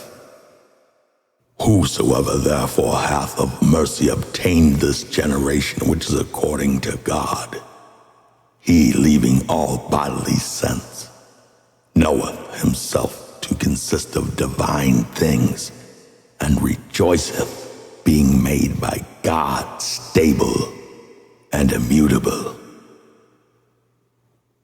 O Father, I conceive and understand, not by the sight of mine eyes, but by the intellectual operation, which is by the powers. I am in heaven, in the earth, in the water, in the air. I am in living creatures, in the plants, in the womb, everywhere. Yet tell me further, this one thing, how are the torments of darkness, being in number 12, driven away and expelled by the 10 powers? What is this manner of it, Trismegistus? This tabernacle, O Son, consists of the zodiacal circle, and this consisting of 12 numbers, the idea of one, but all formed nature, admit of diverse conjugations to the deceiving of man. And though they be different in themselves, yet are they united in practice, as for example, rashness is inseparable from anger, and they are also indeterminate. Therefore, with good reason, do they make their departure, being driven away by the 10 powers, that is to say, by the dead. For the number of 10, O Son, is the begetter of souls, and there life and light are united, where the number of unity is born of the Spirit. Therefore, according to reason, unity bathed the number of 10, and the number of 10 has unity. O Father, I now see the universe and myself in the mind. This regeneration, O Son, that we should not any longer fix our imagination upon this body, subject to the 3 dimensions, according to the speech which we have now commented, that we may not at all calumniate the universe. Tell me, O Father, this body that consists of power, shall it ever admit of any dissolution? Good words, Son, and speak not things impossible, for so thou shalt sin and the eye of thy mind grow wicked. The sensible body of nature is far from the essential generation, for that is the subject of dissolution. But this not, and that is mortal. But this immortal, dost thou not know that thou art born a god and the son of the One, as I am? How fain would I, O Father, hear that praise given by him, which thou saidest, thou heardest from the powers when I was in the octonary. As Poemander said, by way of oracle, to the octonary, thou dost well, O son, to desire the solution of the tabernacle, for thou art purified. Poemander, the mind of absolute power and authority, hath delivered no more unto me than those that are written, knowing that of myself I can understand all things, and hear and see what I will. And he commanded me to do those things that are good. And therefore, all the powers that are in me sing. I would hear thee, O Father, and understand these things. Be quiet, O Son, and now hearken to that harmonious blessing and thanksgiving, the hymn of regeneration, which I did not determine to have spoken of so plainly, but to thyself in the end of all. Wherefore this is not taught, but hid in silence. The secret song, the holy speech. Let all the nature of the world entertain the hearing of this hymn. Be opened, O earth, and let all the treasures of the rain be opened. You trees, tremble not, for I will sing and praise the Lord of the creation, and the all and the one. Be opened, you heavens, ye winds stand still, and let the immortal circle of God receive these words. For I will sing and praise him that created all things, that fixed the earth, and hung up the heavens, and commanded the sweet water to come out of the ocean, into all the world inhabited, and not inhabited, to the use and nourishment of all things, or men. That commanded the fire to shine for very action, both to gods and men. Let us together give him blessing, which rideth upon the heavens, the creator of all nature. This is he that is the eye of the mind, and will accept the praise of my powers. O, all ye powers that are in me, praise the one and the all. Sing together with my will, all you powers that are in me. O holy knowledge, being enlightened by thee, I magnify the intelligible light and rejoice in the joy of the mind. All my powers sing praise with me, and thou, my continents, sing praise my righteousness by me. Praise that which is righteous, O communion which is in me. Praise the all. By me the truth sings praise to the truth. The good praiseth the good. O life, O light from us, unto you comes the praise and thanksgiving. I give thanks unto thee, O Father, the operation or act of my powers. I give thanks unto thee, O God, the powers of my operations. By me thy word sings praise unto thee. Receive by me this reasonable sacrifice in words. The powers that are in me cry these things. They praise the all. They fulfill thy will. thy will and counsel is from thee unto thee. O all, receive a reasonable sacrifice from all things. O life, save all that is in us. O light, enlighten. O God, the Spirit, for the mind guideth or feedeth the word. O Spirit-bearing workmen, thou art God.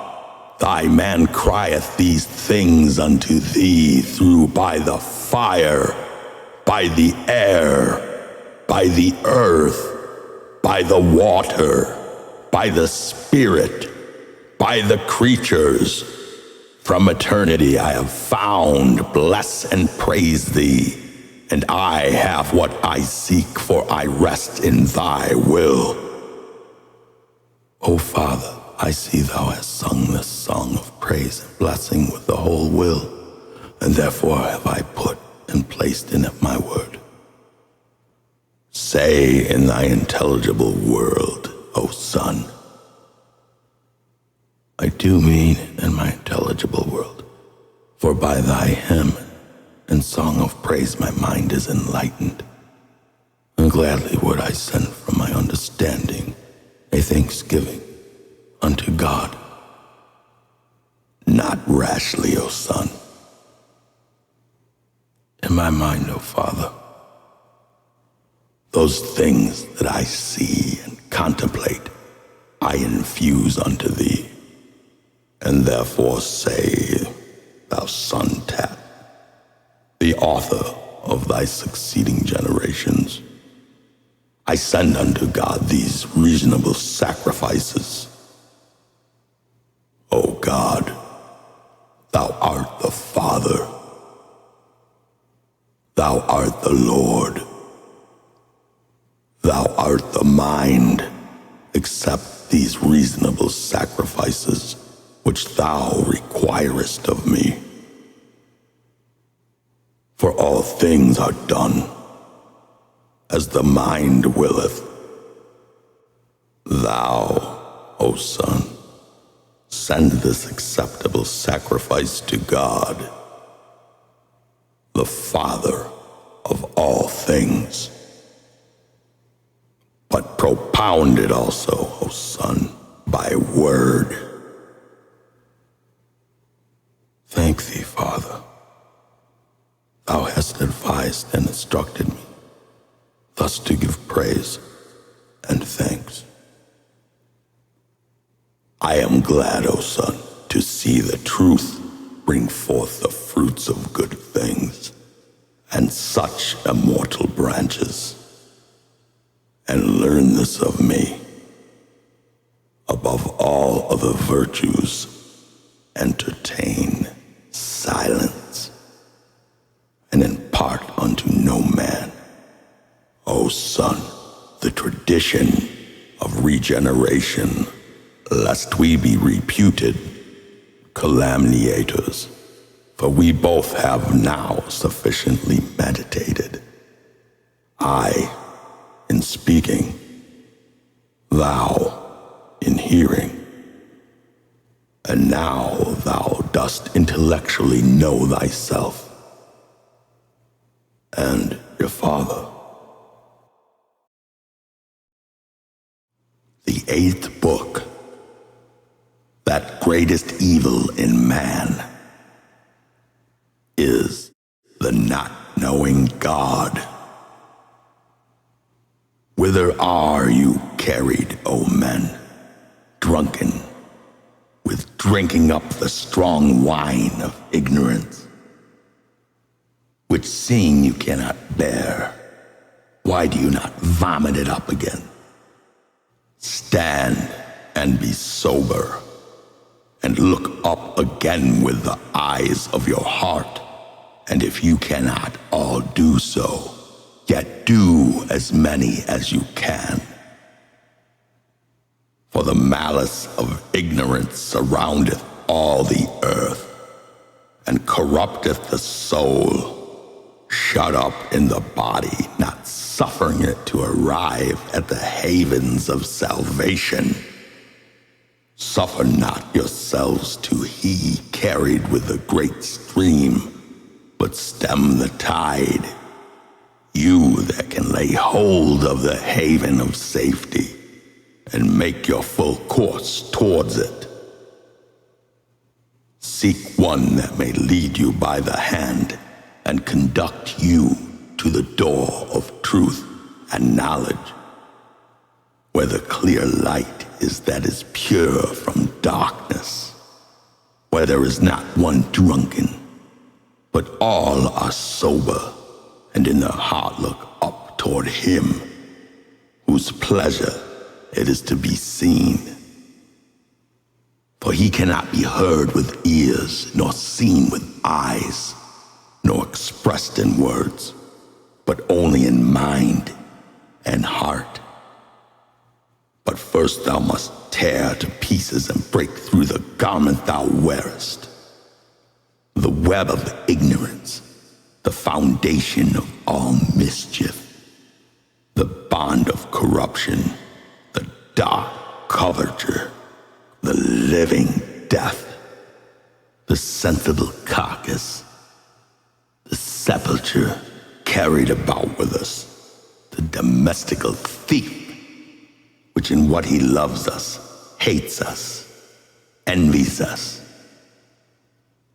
Such is the hurtful apparel wherewith thou art clothed, which draws and pulls thee downward by its own self, lest looking up and seeing the beauty of truth and the good that is reposed therein, thou shouldest hate the wickedness of this garment and understand the traps and ambushes which it hath laid for thee.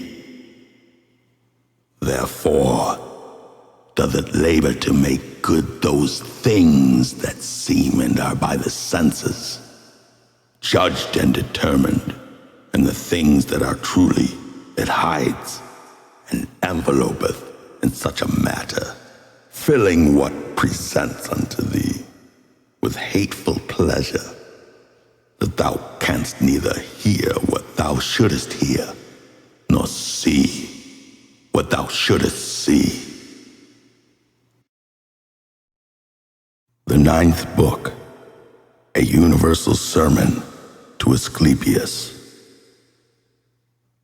All that is moved, O Asclepius, is not moved in something and by something.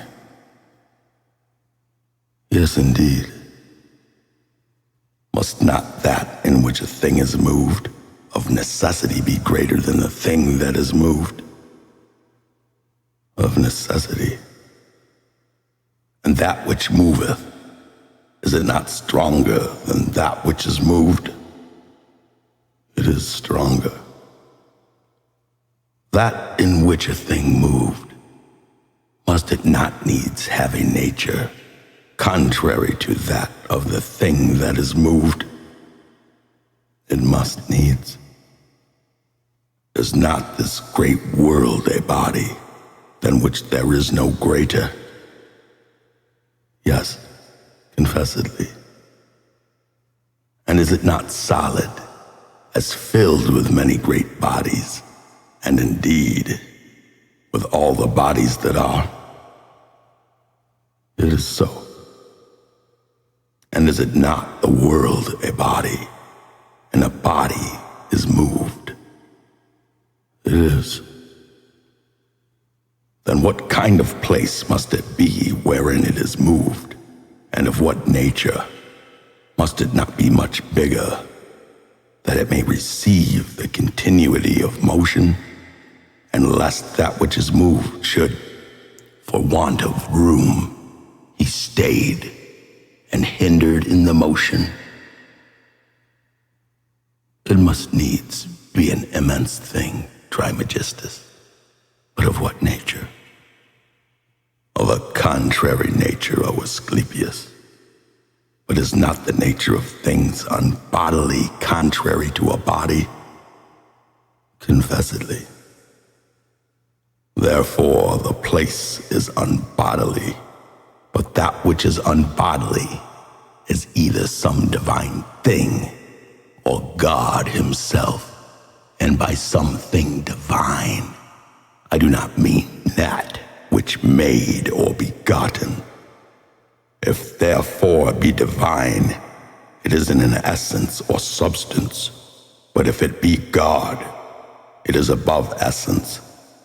But he is otherwise intelligible. For the first, God is intelligible, not to himself, but to us. For that which is intelligible is subject to that which understandeth by sense. Therefore, God is not intelligible to himself, for not being any other thing from that which is understood. He cannot be understood by himself. But he is another thing from us, and therefore he understood by us.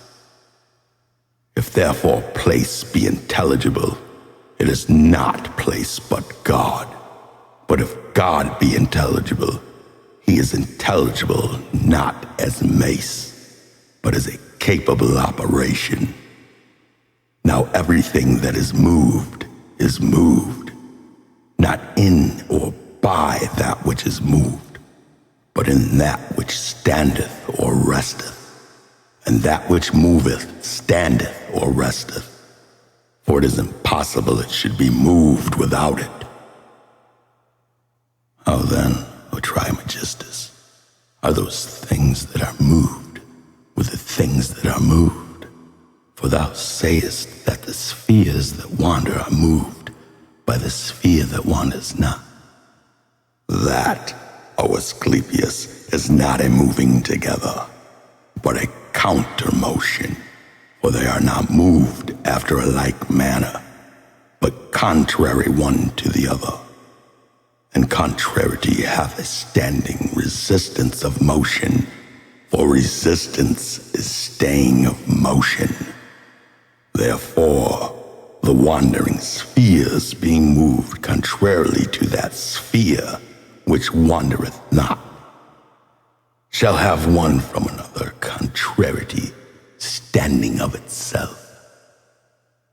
For the bear which thou seest neither rise nor go down, but turning always about the same, dost thou think it moveth or standeth still? I think it moves, Trismegistus. What motion, O Asclepius? A motion that is always carried about the same. But the circulation which is about the same, and the motion about the same, are both hidden by station, for that which is about the same forbids that which is above the same, if it stand to that which is about the same. And so the contrary motion stands fast always, being always established by the contrariety. But I will give thee concerning this matter an earthly example that may be seen with the eyes. Look upon any of these living creatures upon earth, as man, for example, and see him swimming.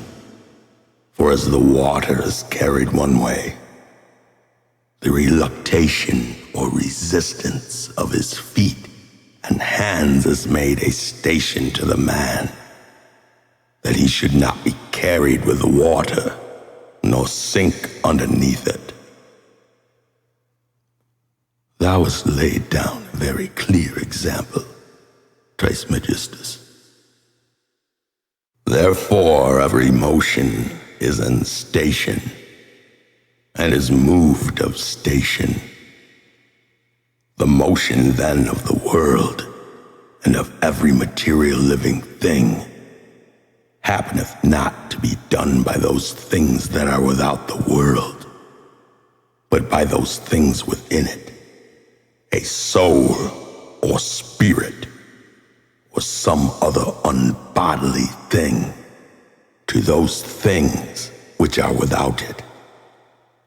For an unanimated body doth not now much less a body, if it be wholly inanimate. What meanest thou by this, O Trismegistus? Wood and stones, and all other inanimate things, are they not moving bodies? By no means, O Asclepius. For what within the body which moves the inanimate thing is not the body. That moves both as well the body of that which beareth, as the body of that which is born. For one dead or inanimate thing cannot move another. That which moveth must needs be alive if it move. Thou seest therefore how the soul is surcharged when it carrieth two bodies. And now it is manifest that the things that are moved in something, and by something. The things that are, O Trismegistus, must needs be moved, and that which is void or empty, vacuum. Be advised, O Asclepius, for all the things that are, there is nothing empty.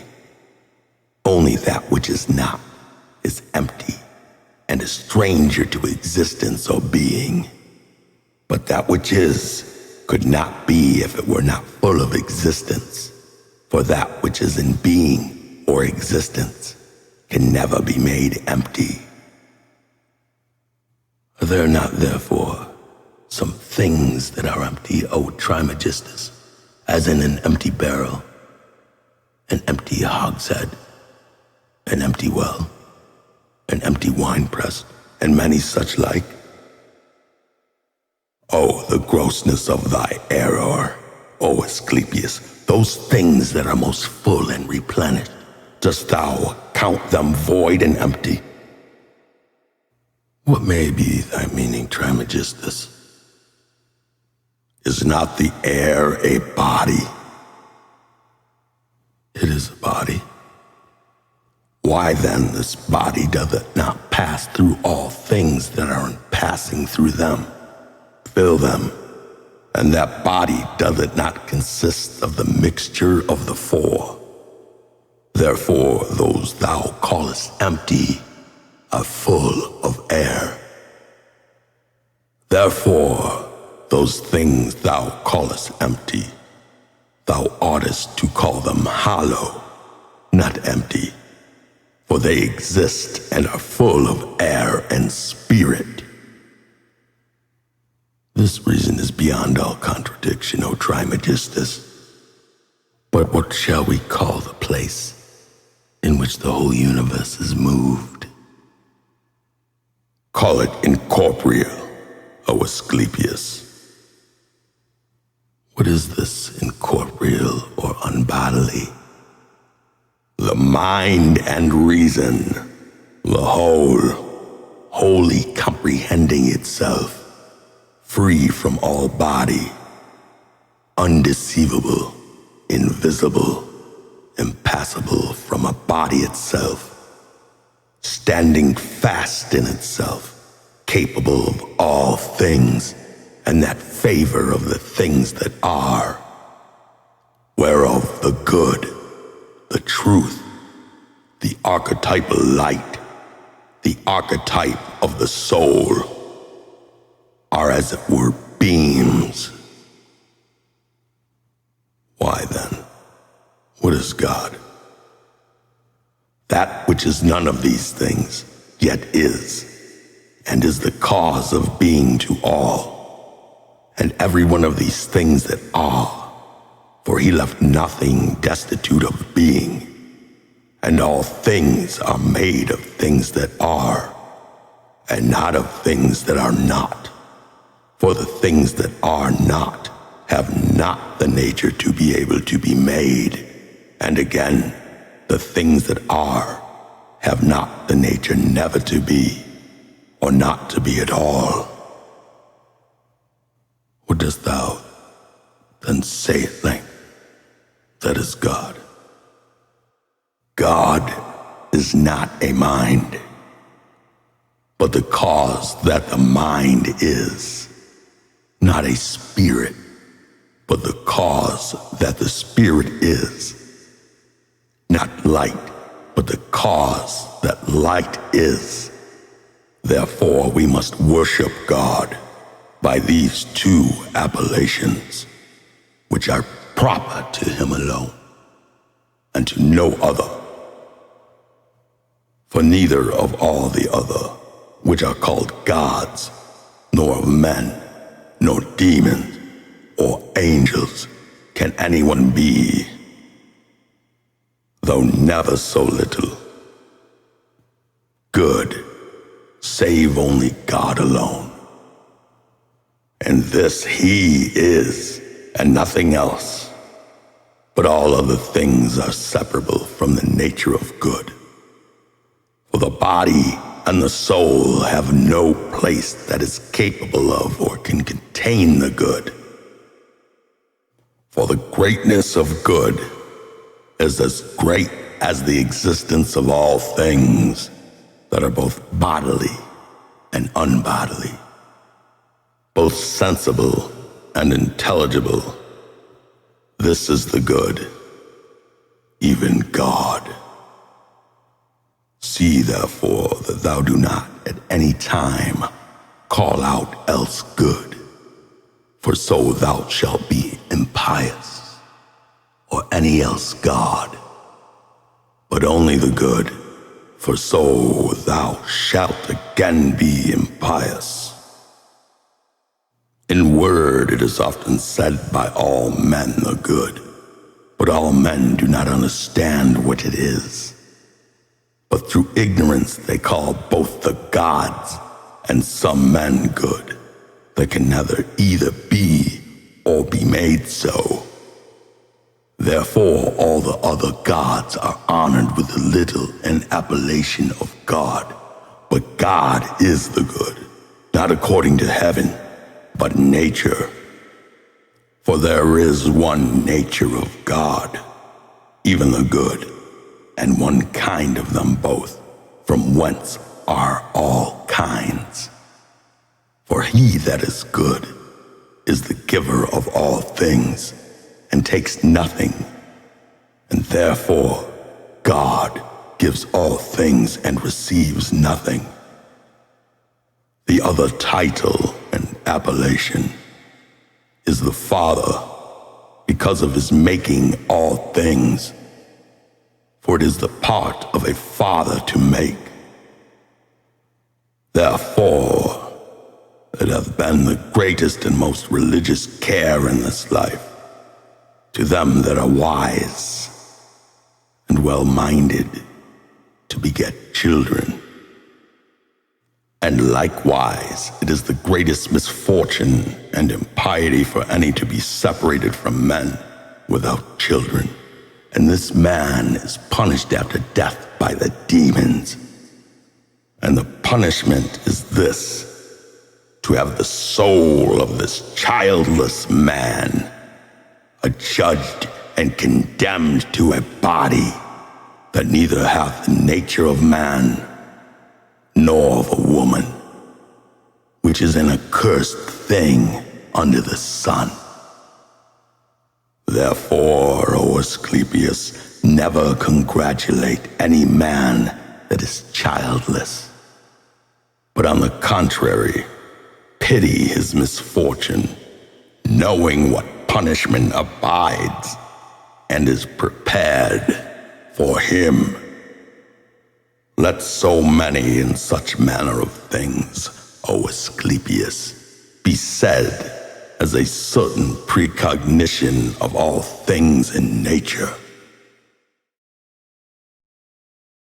The 10th book, The Mind to Hermes. Forbear thy speech, O Hermes Trismegistus, and call to mind those things that are said. But I will not delay to speak what comes into my mind, since many men have spoken many things, and those very different, concerning the universe and good. but I have not learned the truth. Therefore, the Lord make it plain to me in this point, for I will believe thee only for the manifestation of these things. Then said the mind how the case stands. God and all. God, eternity, the world, time, generation. God made eternity, eternity the world time, and time generation. Of God, as it were, the substance is the good, the fair, blessedness, wisdom. Of eternity, identity, or selfness. Of the world, order. Of time, change. Of generation, life, and death. But the operation of God is mind and soul. Of eternity, permanence, or long-lasting, and immortality. Of the world, restitution, and decay, or destruction. Of time, augmentation, and diminution. And of generation, qualities. Therefore, eternity is in God, the world in eternity, time in the world, and generation in time. And eternity standeth about God. The world is moved in eternity. Time is determined in the world. Generation is done in time. Therefore, the spring and fountain of all things is God. The substance, eternity. The matter is the world. The power of God is eternity. And the work of eternity is the world not yet made, and yet ever made by eternity. Therefore shall nothing be at any time destroyed, for eternity is incorruptible. Neither can anything perish or be destroyed in the world being contained and embraced by eternity. But what is the wisdom of God? Even the good and the fair and the blessedness and every virtue and eternity. Eternity, therefore, put into the matter immortality and everlastingness.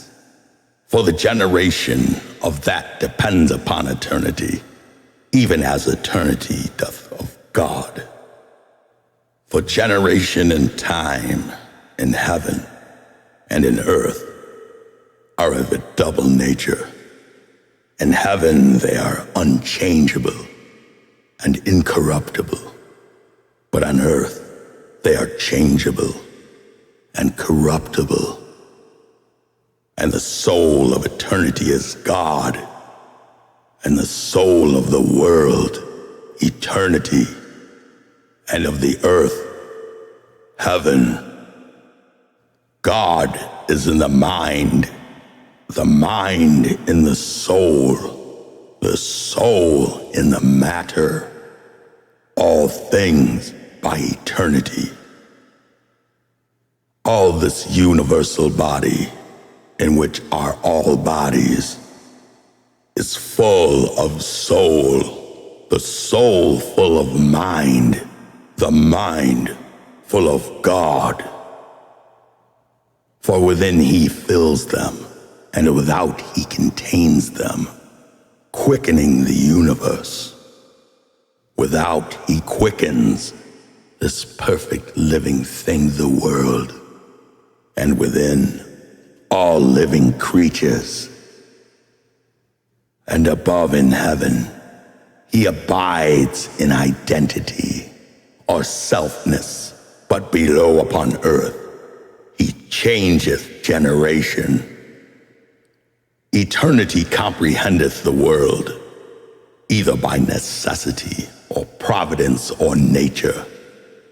And if any man shall think any other thing, it is God that actuateth or operateth this all.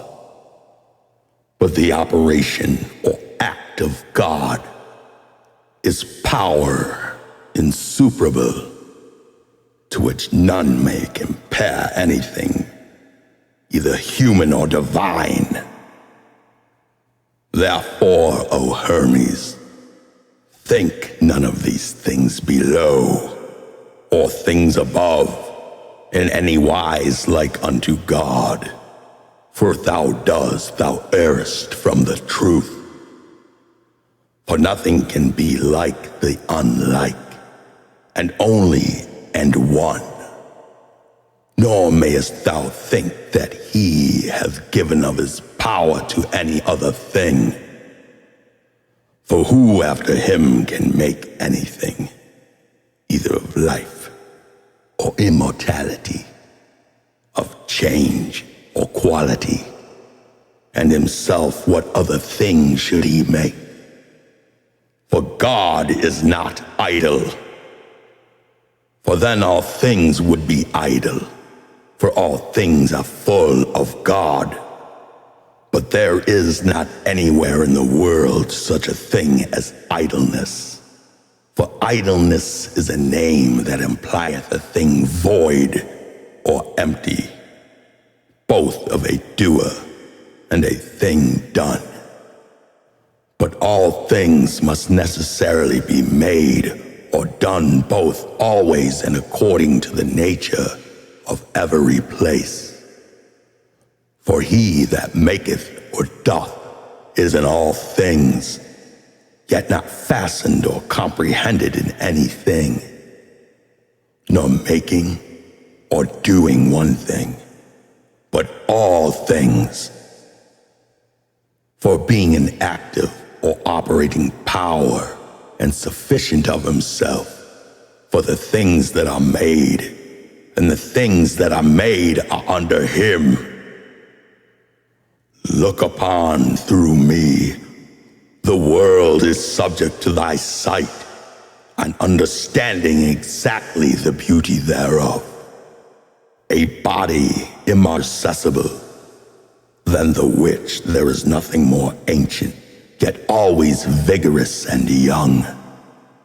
See also the 7 worlds set over us, adorned with an everlasting order, and filling eternity with a different course. For all things are full of light, but the fire is nowhere. For the friendship and commixture of contraries and unlike become light, shining from the act or operation of God, the Father of all good, the Prince of all order, and the ruler of the 7 worlds. Look also upon the moon, the forerunner of them all, the instrument of nature, and which changeth the matter here below. Behold the earth, the middle of the whole, the firm and stable foundation of the fair world, the feeder and nurse of earthly things.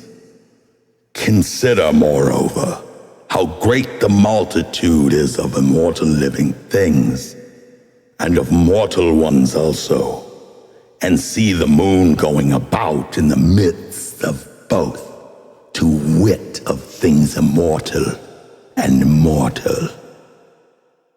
But all things are full of soul, and all things are properly moved by it. Some things about in the heaven, and some things about the earth, and neither of those on the right hand to the left, nor those on the left hand to the right, nor those things that are above, downward, nor those things that are below, upwards. And that all things are made. O beloved Hermes, thou needest not learn of me, for they are bodies, and have a soul and are moved, and that all these should come together into one. It is impossible without something to gather them together. Therefore, there must be some such ones, and he altogether one. For seeing that the motions are diverse and many, and the bodies not alike, and yet one ordered swiftness among them all, it is impossible, therefore, should be two or more makers. For one order is not kept by many. But in the weaker, there should be jealousy of the stronger, and thence also contentions. And if there were one maker of mutable or mortal living wights, he would desire so to make immortal ones, as he that were the maker of immortal ones would do to make mortal. Moreover also, if there were two, the matter being one, who should be chief, or have the disposing of the facture? Or if both of them, which of them the greater part? But think thus, that every living body hath its consistence of matter and soul, and of that which is immortal, and that which is mortal and unreasonable. For all living bodies have a soul, and those things that are not living are only matter by itself. And the soul, likewise of itself drawing near her maker, is the cause of life and being the cause of life, is after a manner the cause of mortal things. How then are mortal wights other from immortal? Or how cannot he make living wights that causeth immortal things and immortality? That there is some body that doth these things, it is apparent, and that he is also one, it is most manifest. For there is one soul, one life, and one matter. Who is this? Who can it be other than the one God? For whom else can it benefit to make living things, save God alone? There is therefore one God. For it is a ridiculous thing to confess the world to be one sun, one moon, one divinity, and yet to have I know not how many gods. He thereafter being one, doth all things in many things. And what great thing is it for God to make life and soul and immortality and change when thyself dost so many things? For thou both seest, speakest and hearest, smellest, tastest, and touchest, walkest, understandest, and breathest. And it is not one that seeth, and another that heareth, and another that speaketh, and another that toucheth, and another that smelleth, and another that walketh, and another that understandeth, and another that breatheth, but one that doth all things. Yet neither can these things possibly be without God. For as thou, if thou shouldest cease from doing these things were not a living wight. So if God should cease from those, he were not, which is not lawful to say, any longer God. For if it be already demonstrated, and nothing can be idle or empty, how much more may be affirmed of God? For if there be anything which he doth not do, then is he, if it were lawful to say, imperfect. Whereas feeling he is not idle but perfect, certainly he doth all things. Now give thyself unto me, O Hermes, for a little while thou shalt the more easily understand that it is the necessary work of God that all things should be made or done that are done or were once done or shall be done. And this, O best beloved, is life, and this is the fair, and this is the good, and this is God.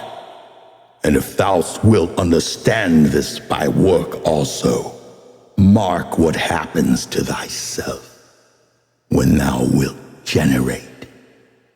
And yet this is not like unto him, for he is not sensible of pleasure, for neither hath he any other fellow workman.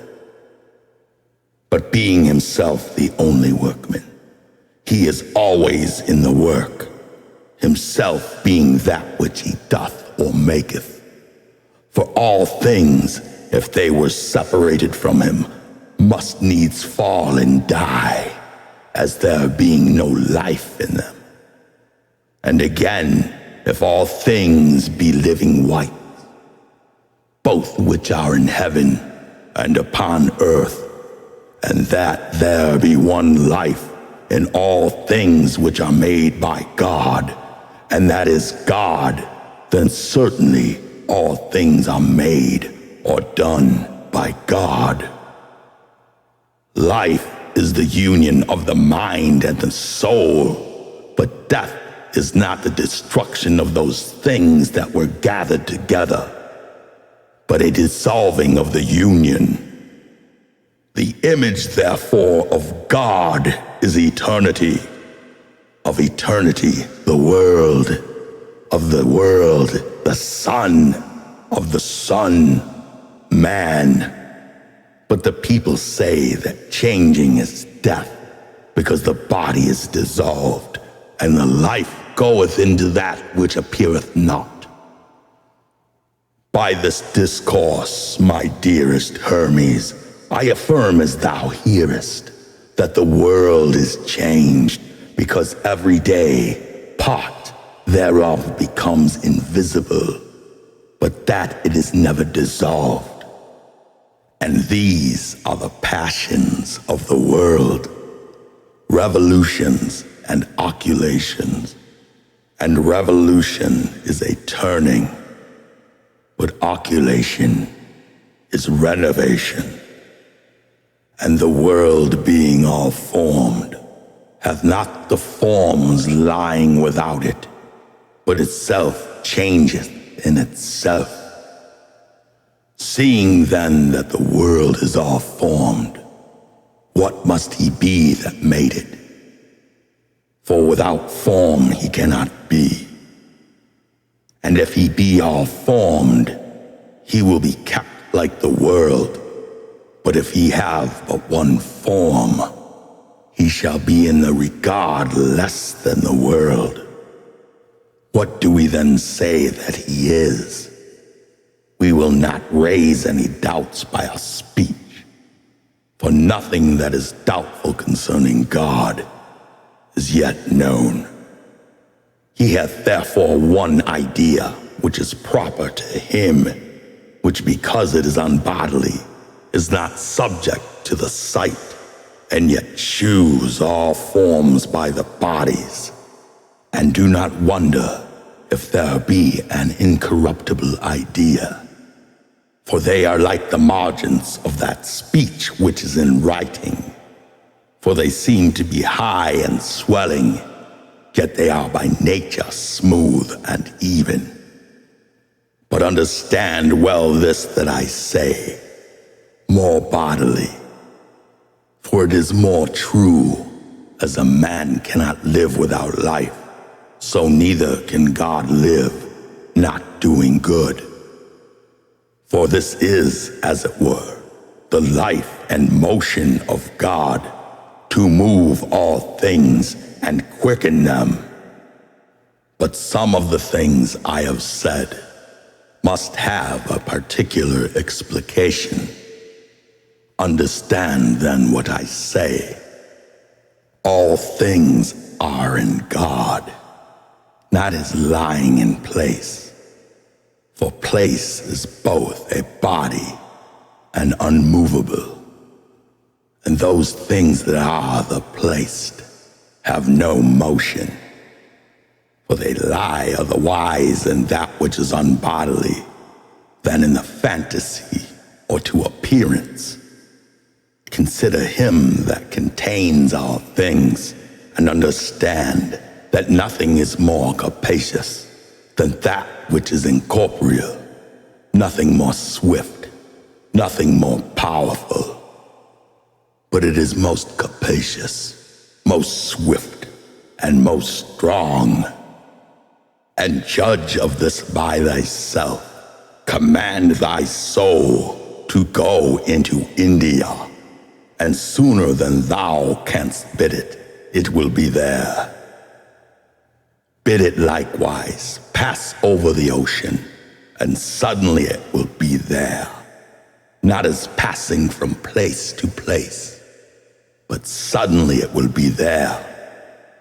Command it to fly into heaven, and it will need no wings, neither shall anything hinder it, not the fire of the sun, not the aether, not the turning of the spheres, not the bodies of any of the other stars, but cutting through all, it will fly up to the last and furthest body. And if thou wilt even break the whole, and see those things that are without the world, if there be anything without, thou mayest. Behold, how great power, how great swiftness thou hast. Canst thou do all these things, and cannot God? After this manner, therefore, contemplate God, to have all the whole world to himself, as it were all thoughts or intellections. If therefore thou wilt not equal thyself to God, thou canst not understand God. For the like is intelligible by the like. Increase thyself into an immeasurable greatness, leaping beyond every body, and transcending all time. Become eternity, and thou shalt understand God. If thou believe in thyself that nothing is impossible, but accountest thyself immortal, and that thou canst understand all things, every art, every science, and the manner and custom of every living thing, become higher than all height, lower than all depths, comprehend in thyself the qualities of all the creatures, of the fire, the water, the dry and moist, and conceive likewise that thou canst at once be everywhere, in the sea, in the earth. Thou shalt at once understand thyself, not yet begotten in the womb, young, old, to be dead, the things after death, and all these together, as also times, places, deeds, qualities, quantities, or else thou canst not yet understand God. But if thou shut up thy soul in the body and abuse it, and say, I understand nothing, I can do nothing, I am afraid of the sea, I cannot climb up into heaven, I know not who I am, I cannot tell what I shall be, what hast thou to do with God? For thou canst understand none of those fair and good things. Be a lover of the body and evil.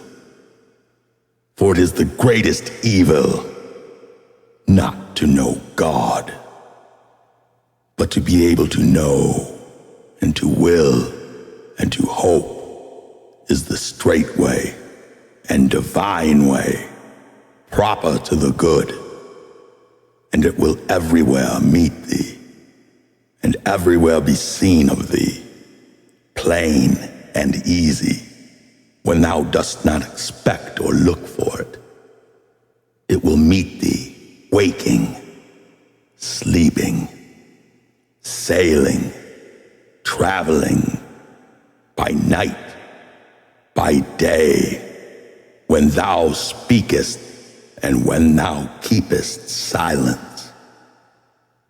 For there is nothing which is not the image of God, and yet thou sayest, God is invisible, but be advised, for who is more manifest than he? For he therefore hath he made all things, that thou by all things mayest see him. This is the good of God.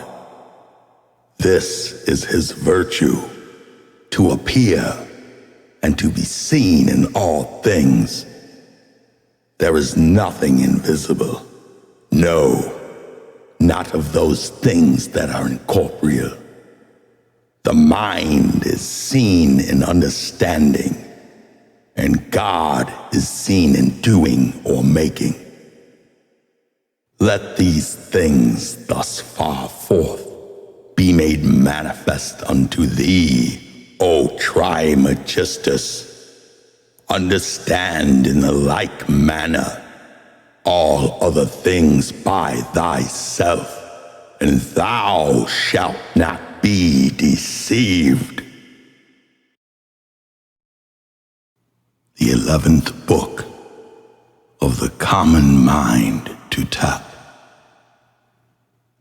The mind, O Tat, is of the very essence of God, if it yet there be any essence of God.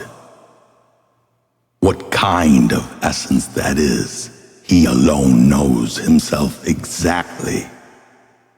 The mind, therefore, is not cut off or divided from the essentiality of God, but united as the light of the sun. And this mind in men is God, and therefore are some men divine, and their humanity is near divinity. For the good demon called the gods immortal men, and men mortal gods. But in the brute beasts, or unreasonable living wights, the mind is their nature. For where there is a soul, there is the mind, as where there is life, there is also a soul. In living creatures, therefore, that are without reason, the soul is life, void of the operations of the mind. For the mind is the benefactor of the souls of men, and worketh to proper good. And in unreasonable things it co-operateth with the nature of every one of them, but in men it worketh against their natures. For the soul being in the body is straightway made evil, by sorrow and grief and pleasure or delight. For grief and pleasure flow like juices from the compound body, whereinto when the soul entereth or descendeth, she is moistened and tainted with them. As many souls, therefore, as the mind governeth or overruleth, to them it shows its own light, resisting their prepossessions or presumptions. As a good physician grieveth the body, prepossessed of a disease, by burning or lancing it for health's sake.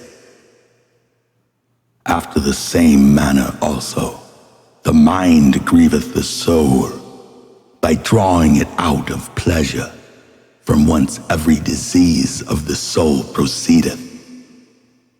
But the great disease of the soul is atheism, because that opinion floweth to all evil and no good.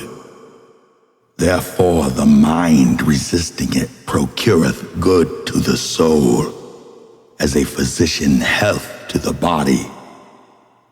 But as many souls of men as do not admit or entertain the mind for their governor, do suffer the same thing that the soul of unreasonable living things.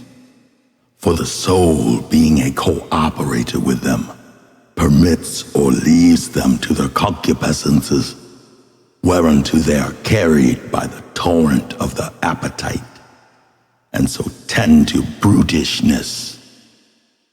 And as brute beasts, they are angry without reason, and they desire without reason, and never cease, nor are satisfied with evil. For unreasonable angers and desires are the most exceeding evils. And therefore hath God set the mind over these, as a revenger and a reprover of them. Hear, O Father, that discourse of fate or destiny, which thou madest to me, is in danger to be overthrown. For if it be fatal for any man to commit adultery, or sacrilege, or do any evil, he is punished also, though he of necessity do the work of fate or destiny. All things, O Son, are the work of fate, and without it can no bodily thing, either good or evil, be done. For it is decreed by fate that he that doth any evil should also suffer it. And therefore he doth it, that he may suffer that which he suffereth because he did it. But for the present let alone that speech concerning evil and fate. For at other times we have spoken of it. Now our discourse is about the mind, and what it can do, and how it differs, and is in men such a one, but in brute beasts changed. And again in brute beasts is not beneficial, but in men by quenching both their anger and concupiscences. And of men thou must understand some to be rational or governed by reason, and some irrational.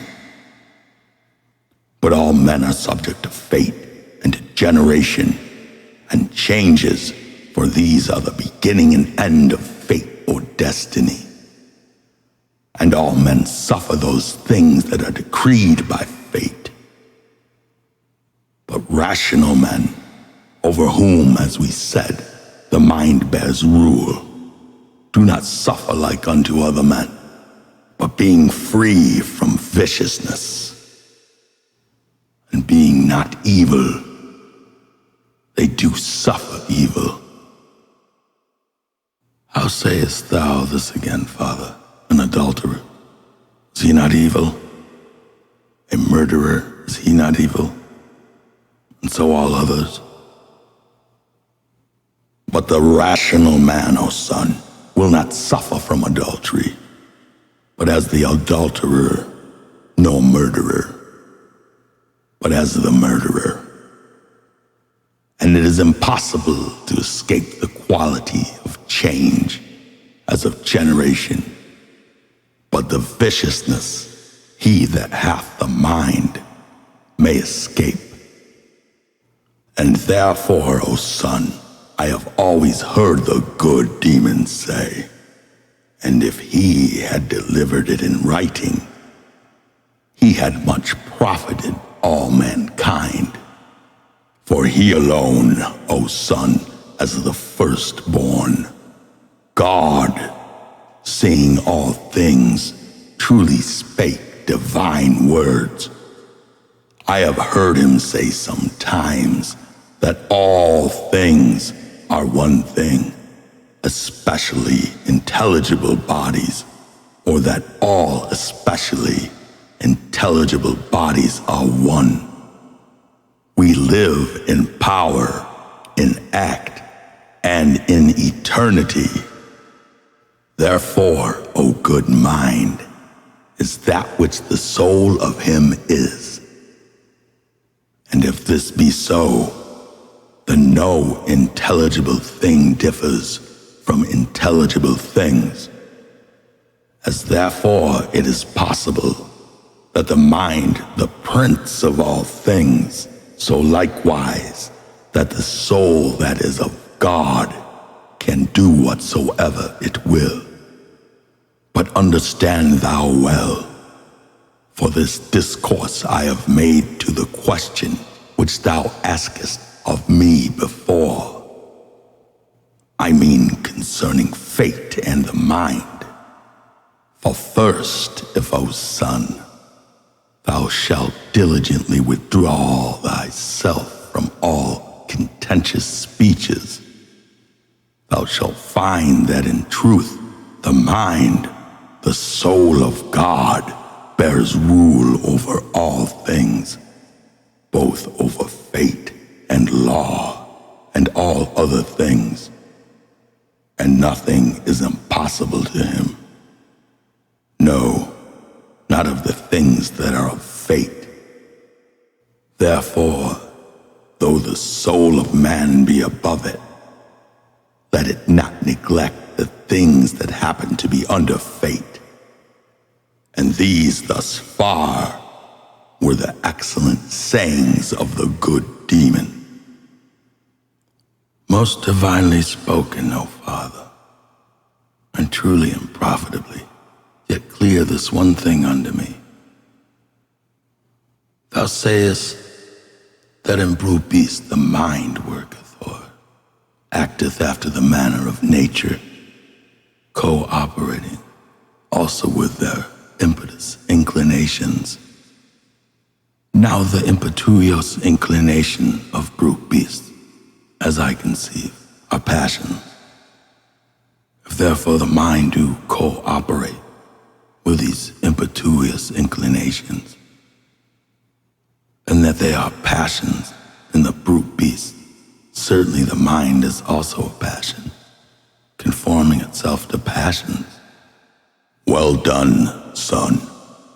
Thou askest nobly, and yet it is just that I should answer thee. All incorporeal things, O son, that are in the body are possible. Nay, they are properly passions. Everything that moveth is corporeal. Everything that is moved is a body, and it is moved into the bodies by the mind. Now motion is passion, and there they both suffer, as well that which moveth as that which is moved, as well that which ruleth as that which is ruled.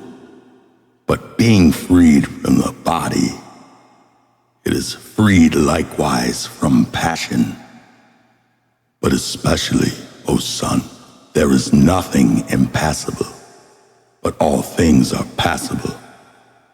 But passion differs from that which is passible, for that passion acteth, but this suffers. Bodies also of themselves do act, for either they are unmovable, or else are moved, and whichsoever it be, it is a passion. But incorporeal things do always act or work, and therefore they are passible. Let not therefore the appellation or names trouble thee, for action and passion are the same thing, but that it is not grievous to use the more honorable name. O Father, thou hast delivered this discourse most plainly. Consider this also, O Son, that God hath freely bestowed upon man, above all other things, these two, to wit, mind and speech, or reason, equal to immortality. These, if any man use or employ upon what he ought, he shall differ nothing from the immortals. Yea, rather going out of the body, he shall be guided and led by them, both into the choir and society of the gods and blessed ones. Do not of the living creatures use speech, O Father? No, Son, but only voice. Now speech and voice do differ exceeding much, for speech is common to all men, but voice is proper unto every kind of living thing. Yea, but the speech of man is different. A father, every man according to his nation. It is true, O son, they do differ. Yet as man is one, so is speech one also, and is interpreted and found the same, both in Egypt, Persia, and Greece. But thou seemest unto me, son, to be ignorant of the virtue or power and greatness of speech.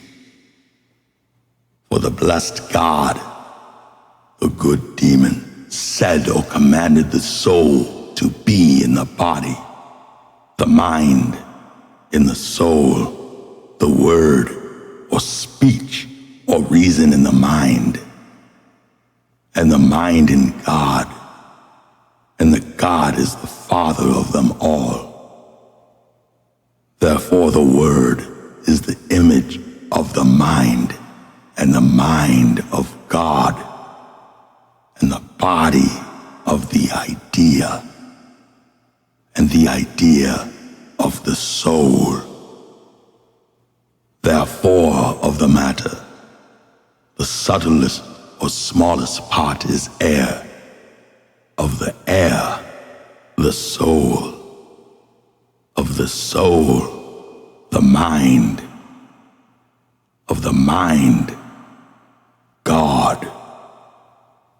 And God is about all things, and through all things, but the mind about the soul about the air, and the air about the matter.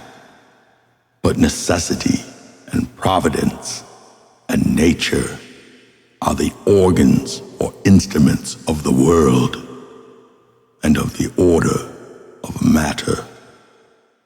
For of those things that are intelligible, every one is but the essence of them in identity. But of the bodies of the whole or universe, every one is many things. For the bodies that are put together, that have and make their changes into other, having this identity, do always save and preserve the uncorruption of the identity.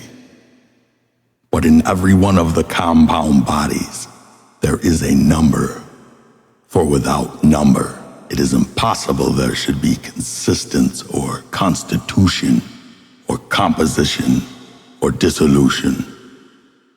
But unities do both beget and increase numbers, and again being dissolved, come into themselves, and the matter is one.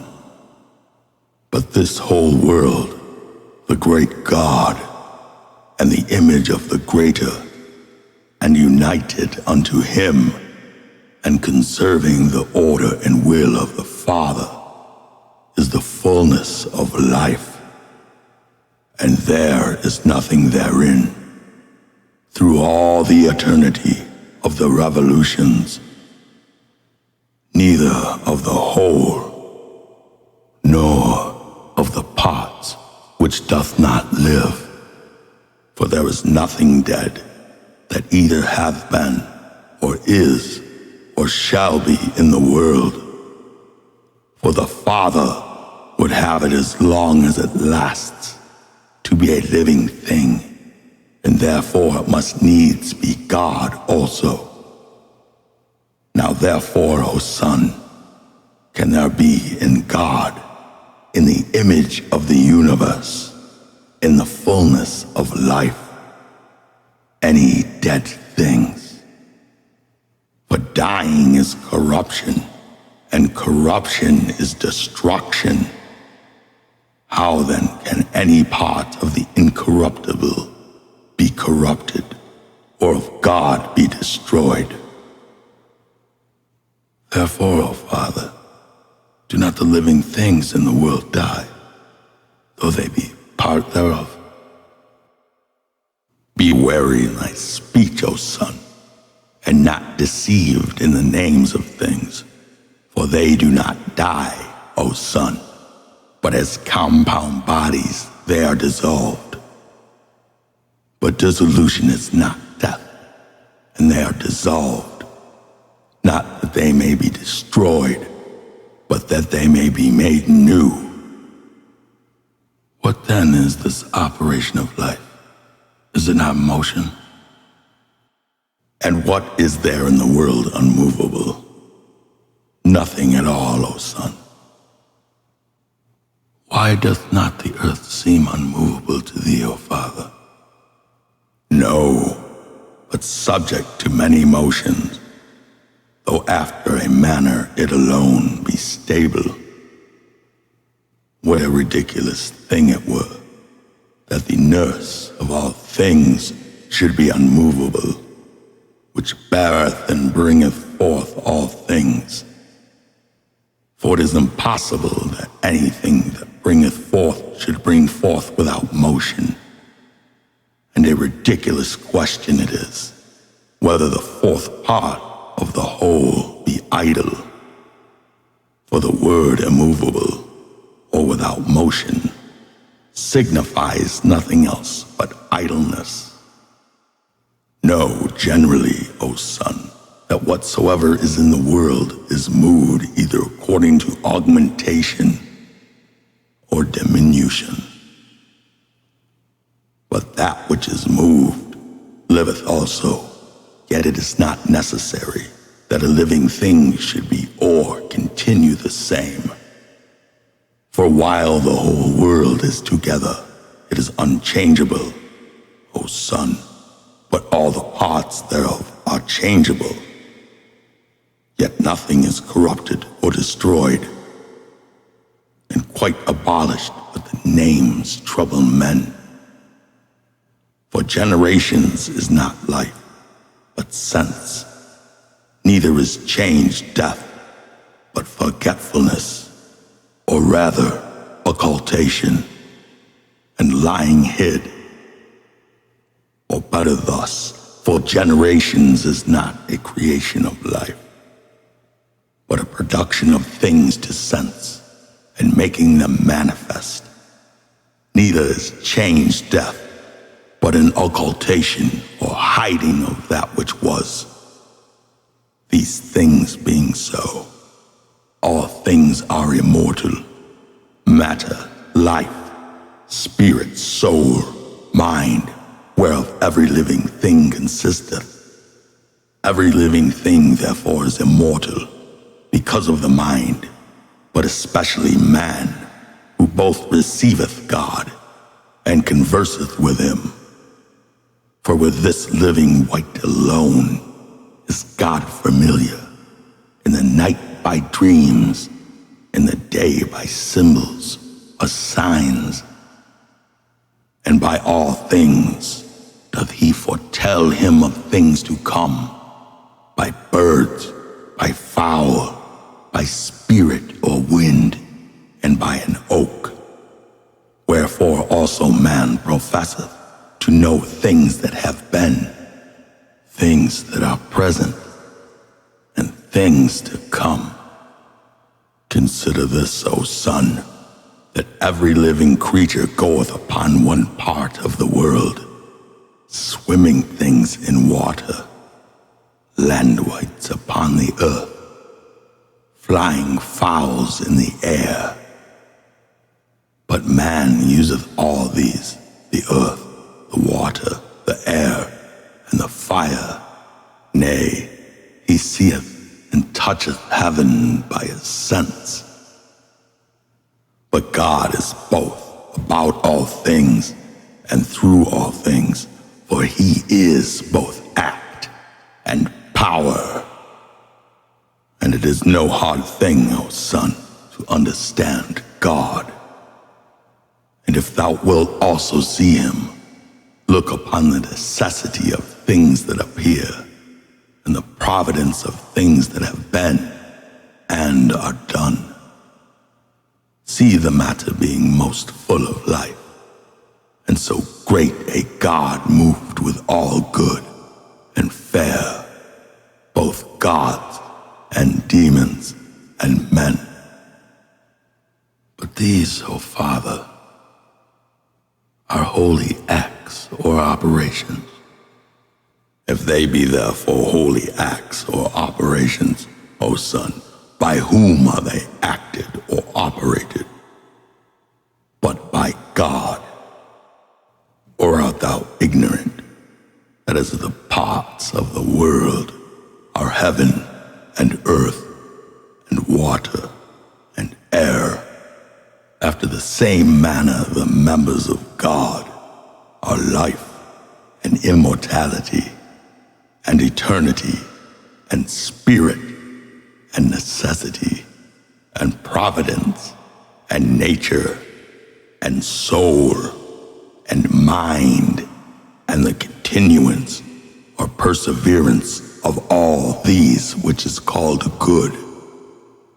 And there is not anything of all that hath been and all that is, where God is not. What in the matter, O Father? The matter, Son. What is it without God, that thou shouldest ascribe a proper place to it? Or what cost thou think it to be? Peradventure some heap that is not actuated or operated. But if it be actuated, by whom is it actuated? For we have said that acts or operations are the parts of God, by whom are all living things quickened, and the immortal, by whom are they immortalized? The things that are changeable, by whom are they changed? Whether thou speak of matter, or body, or essence, know that all these are acts of God, and that the act of matter is materiality, and of the bodies, corporality, and of essence, essentiality. And this is God the whole. And in the whole, there is nothing that is not God. Wherefore, about God, there is neither greatness, place, quality, figure, or time. For he is all, and the all, through all, and about all.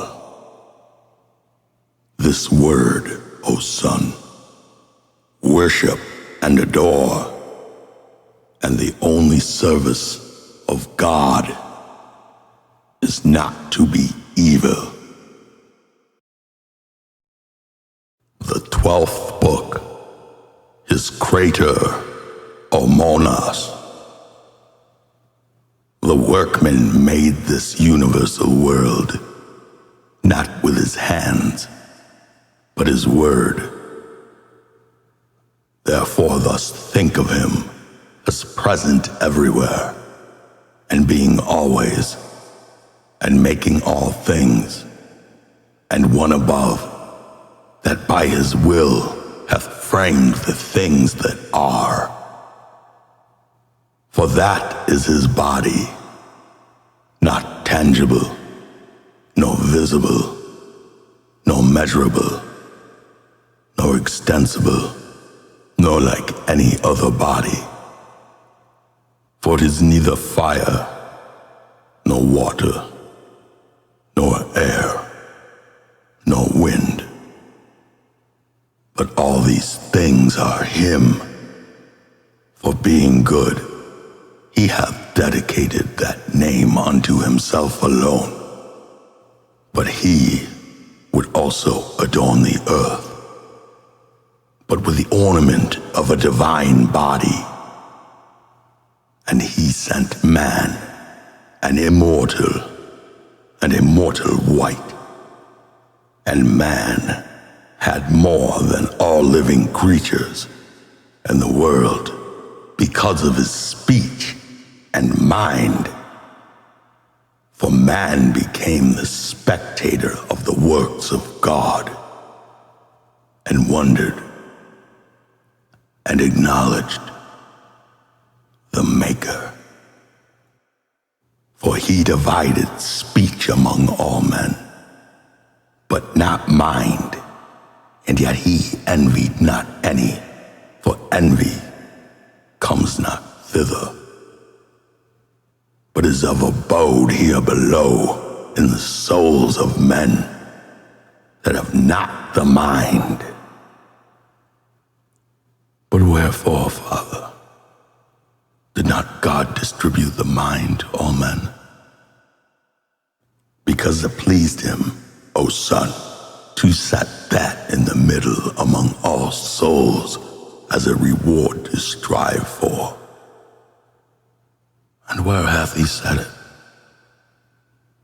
Filling a large cup or bowl therewith, he sent it down, giving also a crier or proclaimer, and he commanded him to proclaim these things to the souls of men. Dip and wash thyself, thou that art able, in this cup or bowl, thou that believes that thou shalt return to him that hath sent this cup, thou that acknowledgest whereunto thou wert made.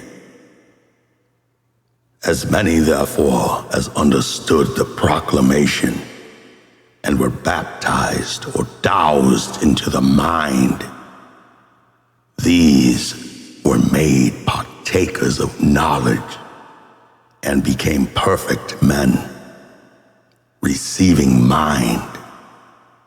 But as many as missed of the proclamation, they received speech, but not mind, being ignorant whereunto they were made, or by whom. But the senses are just like to brute beasts, and having a temper and anger and wrath, they do not admire the things worthy of looking on, but wholly addicted to the pleasures and desires of the bodies. They believe that man was made for them. But as many as partook of the gift of God, these, O Tat, in comparison of their works, are rather immortal than mortal men. comprehending all things in the mind, which are upon the earth, which are in heaven.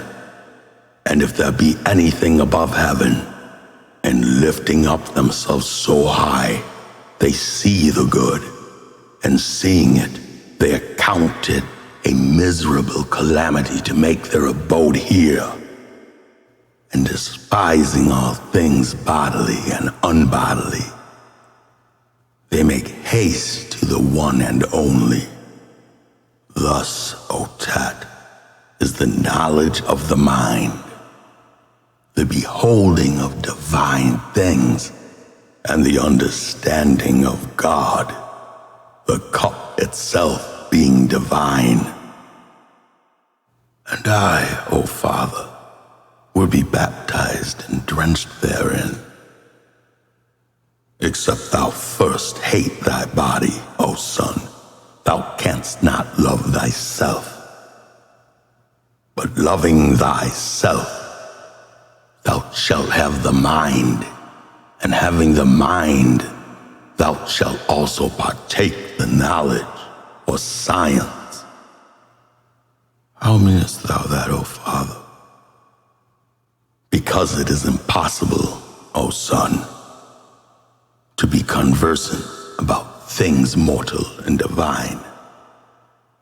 For the things that are, being two bodies, and things incorporeal, wherein is the mortal and the divine, the election or choice of either is left to him that will choose, for no man can choose both.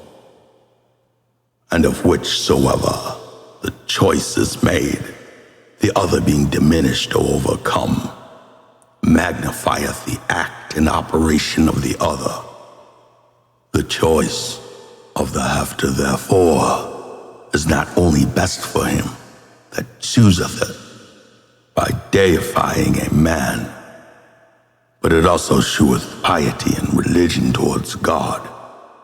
But the choice of the worst destroys a man, but doth nothing against God, save that as pomps or pageants, when they come abroad, cannot do anything themselves, but hinder after the same manner also do these make pomps or pageants in the world, being seduced by the pleasures of the body.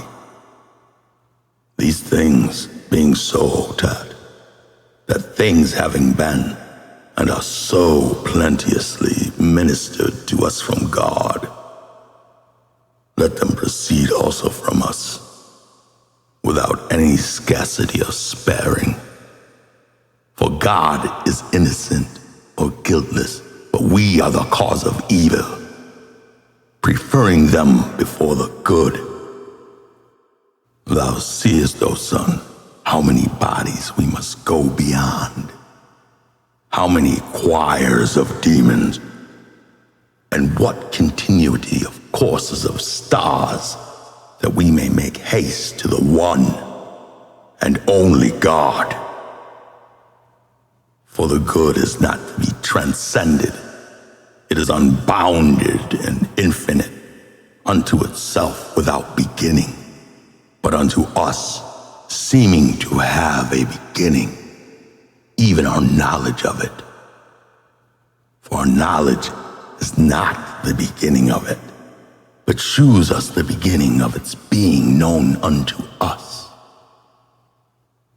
Let us therefore lay hold of the beginning, and we shall quickly go through all things. It is indeed a difficult thing to leave those things that are accustomable and present, and turn us to those things that are ancient and according to the original.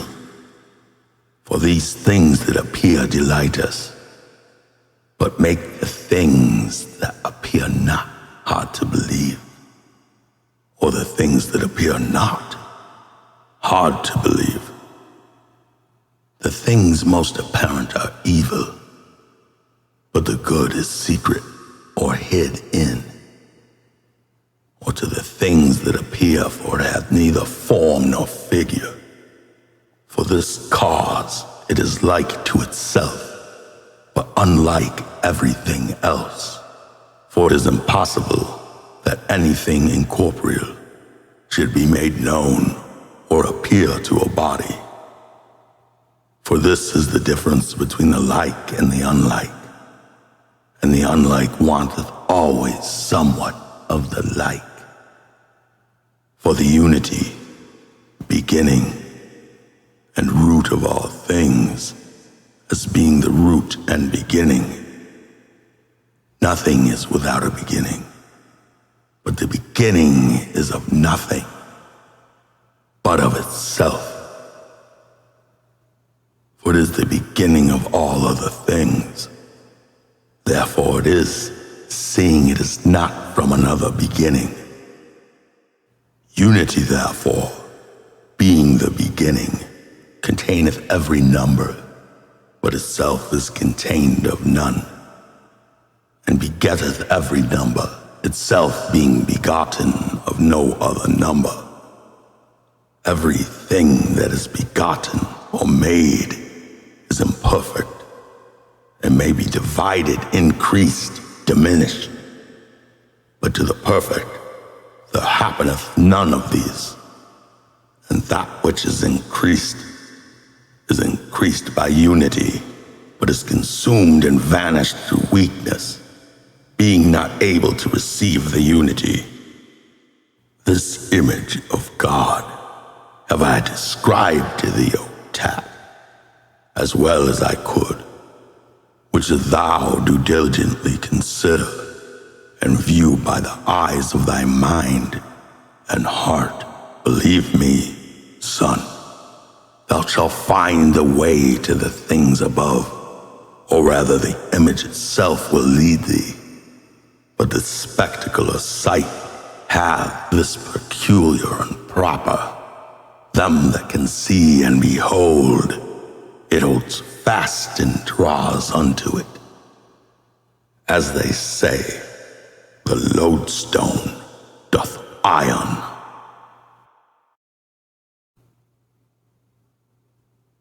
The 13th book of Sense and Understanding. Yesterday, Asclepius, I delivered a perfect discourse, but now I think it necessary, in suit of that, to dispute also of sense. For sense and understanding seem to differ, because the one is material, the other essential.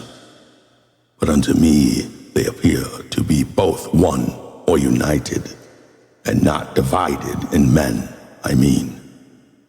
For in other living creatures, sense is united unto nature, but in men to understanding. But the mind differs from understanding as much as God from divinity. For divinity is from or under God, and understanding from the mind, being the sister of the word or speech, and they the instruments one of another. For neither is the word pronounced without understanding, neither is understanding manifested without the word. Therefore, sense and understanding do both flow together into a man, as if they were enfolded one within another. For neither is it possible without sense to understand, nor can we have sense without understanding. And yet it is possible for the time being that the understanding may understand without sense, as they that fantasy visions in their dreams. But it seems unto me that both the operations are in the visions of dreams, and that the sense is stirred up out of sleep unto awaking. For man is divided into a body and a soul, when both parts of the sense according one with the other. Then is the understanding childed, or brought forth by the mind pronounced. For the mind bring forth all intellections or understandings, good ones, when it receiveth good seed from God, and contrary when it receives them from devils. For there is no part of the world void of the devil, which entering in privately sowed the seed of his own proper operation, and the mind did make pregnant, or did bring forth that which was sown. Adulteries, murders, striking of parents, sacrileges, impieties, stranglings, throwing down headlong, and all other things which are the works of evil demons. And the seeds of God are few but great, and fair and good virtue, and temperaments, and piety. And the piety is the knowledge of God, whom whosoever knoweth, being full of all good things, hath divine understanding, and not like the many. And therefore they that have that knowledge neither please the multitude, nor the multitude them, but they seem to be mad, and to move laughter, hated and despised, and many times also murdered. For we have already said, the wickedness must dwell here, being in her own region, for her region is the earth, and not the world, as some will sometimes say, blaspheming. But the godly or God-worshipping man, laying hold on knowledge, will despise or tread under all these things. For though they be evil to other men, yet to him all things are good. And upon mature consideration, he refers all things to knowledge, and that which is most to be wondered at. He alone makes evil things good. But I return again to my discourse of sense. It is therefore a thing proper to man to communicate and conjoin sense and understanding. But every man, as I said before, doth not enjoy understanding, for one man is material, another essential. And he that is material with wickedness, as I said, received from the devils the seed of understanding, but they that are with the good essentially are saved with God. For God is the workman of all things, and when he worketh, he useth nature. He maketh all things good like himself, but these things that are made good are in the use of operation, unlawful. For the motion of the world stirring up generations makes qualities, infecting some with evilness and purifying some with good. And the world, Asclepius, hath a peculiar sense and understanding, not like to man's, nor so various or manifold, but a better and more simple. For the sense and understanding of the world is one, and that it makes all things, and unmakes them again into itself. For it is the organ or instrument of the will of God, and it is so organized or framed and made for an instrument by God, that receiving all seeds into itself from God, and keeping them in itself, it maketh all things effectually, and dissolving them, reneweth all things. And therefore, like a good husband, man of life, when things are dissolved or loosened, he affords by the casting of seed renovation to all things that grow. There is nothing that it, the world, does not beget or bring forth alive, and by its motion it makes all things alive. And it is at once both the place and the workman of life. but the bodies are from the matter in a different manner. For some are of the earth, some of water, some of air, some of fire, and all are compounded, but some are more compounded and some are more simple. They that are compounded are the heavier, and they that are less are the higher. And the swiftness of the motion of the world makes the varieties of the qualities of generation, for the separation or influence being most frequent, extendeth unto the body's qualities with one fullness, which is of life. Therefore, God is the Father of the world, but the world is the father of things in the world, and the world is the Son of God, but things in the world are the sons of the world, and therefore it is well called the world. That is an ornament, because it adorneth and beautifieth all things with a variety of generation and indeficiency of life, which the unweariedness of operation and the swiftness of necessity with the mingling of elements and the order of things done. Therefore it is necessarily and properly called the world. For of all things, both the sense and understanding cometh into them from without, inspired by that which compasseth them about, and continueth them, and the world receiving at once from God, as soon as it was made, hath it still, whatever it once had.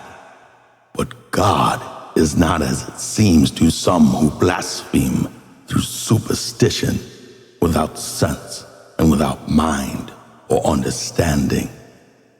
For all things that are, O Asclepius, are in God, and made by him, and depend of him, some working by bodies, some moving by soul-like essence, some quickening by a spirit, and some receiving the things that are weary, and all very fitly, or rather, I say, that he have them not, but I declare the truth. He is all things, not receiving them from without, but exhibiting them outwardly. And this is the sense and understanding of God, to move all things all ways. And there never shall be any time when any of those things that are shall fail or be wanting. When I say the things that are, I mean God. For the things that are, God hath, and neither is there anything without him, nor he without anything. These things, O Asclepius, will appear to be true if thou understand them. But if thou understand them not, incredible. For to understand is to believe, but not to believe is not to understand. For my speech or words reach not unto truth, but the mind is great, and being led or conducted for a while by speech, is able to attain the truth. And understanding all things round about, and finding them consonant and agreeable to those things that were delivered and interpreted by speech, believeth, and in that good belief resteth. To them, therefore, that understand the things that have been said of God, they are credible, but to them that understand them not, incredible. And let these and thus many things be spoken concerning understanding and sense. The 14th book of Operation and Sense. Thou hast well explained these things, Father. Teach me furthermore these things, for thou sayest, the science and art were the operation of the rational. But now thou sayest the beasts are the unreasonable. And for what reason? Both are and are called brutes, so that by this reason it must needs follow the unreasonable creatures partake not of science or art, because they come short of reason. It must needs be so, son. Why then, O Father, do we see some unreasonable living creatures use both science and art, as the pismayas treasure up for themselves food against the winter, and fowls of the air likewise make them nests, and four-footed beasts know their own dens? These things they do, O son, not by science or art, but by nature. For science or art are things that are taught, but none of these brute beasts are taught any of these things. But these things, being natural unto them, are wrought by nature, whereas art and science do not happen unto all, but unto some. As men are musicians, but not all, neither are all archers or huntsmen, or the rest. But some of them have learned something by the working of science or art. After the same manner also, if some pismayas did so and some not, thou mightest well say, they gather the food according to science and art. But seeing they are all led by nature to the same thing, even against their wills, it is manifest they do not do it by science or art. For operations, O Tat, being unbodily, are in bodies and working by bodies. Wherefore, O Tat, inasmuch as they are unbodily, thou must needs say they are mortal. But inasmuch as they cannot act without bodies, I say they are always in a body. For those things that are to anything, or for the cause of anything made, subject to providence or necessity, cannot possibly remain idle of their own proper operation. For that which is shall ever be, for both the body and the life it is the same. And by this reason it follows that the bodies also are always, because I affirm that this corporeity is always by the act and operation or for them. For although earthly bodies be subject to dissolution, yet these bodies must be the places and the organs and instruments of act or operation. But acts or operations are immortal, and that which is immortal is always in act, and therefore also corporification, if it be always. Acts or operation do follow the soul, yet come not suddenly or promiscuously, but some of them come together with being made man, being about brutish or unreasonable things. But the pure operations do insensibly in the change of time work with the oblique part of the soul. And these operations depend upon bodies, and truly they that are corporifying come from the divine bodies into the mortal ones. But every one of them acteth both about the body and the soul, and are present with the soul, even without the body. And they are always acts or operations, but the soul is not always in a mortal body, for it can be without a body, but acts or operations cannot be without bodies. This is a sacred speech, son. The body cannot consist without a soul. How meanest thou that, Father? Understand it thus, O Tat. When the soul is separated from the body, there remaineth the same body. And this same body, according to the time of its abode, is actuated or operated in that it is dissolved and becomes invisible. And these things the body cannot suffer without act or operation. And consequently there remaineth with the body the same act or operation. This then is the difference between an immortal body and a mortal one, that the immortal one consists of one matter, and so doth not the mortal one, and the immortal one doth. But this suffereth, and everything that acteth or operateth is stronger and ruleth, but that which is actuated or operated is ruled, and that which ruleth directeth and governeth as free, but the other is ruled a servant.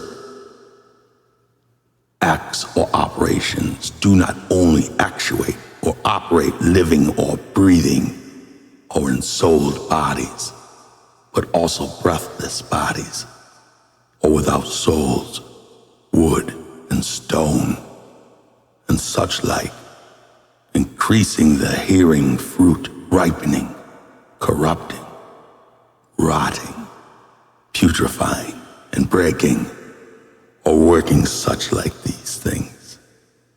And whatsoever inanimate bodies can suffer,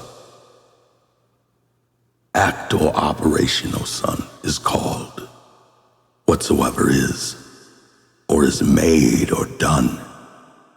And there are always many things made, or rather all things, for the world is never widowed or forsaken of any of those things that are, but being always carried or moved in itself, it is the labor to bring forth the things that are, which shall never be left by it to corruption.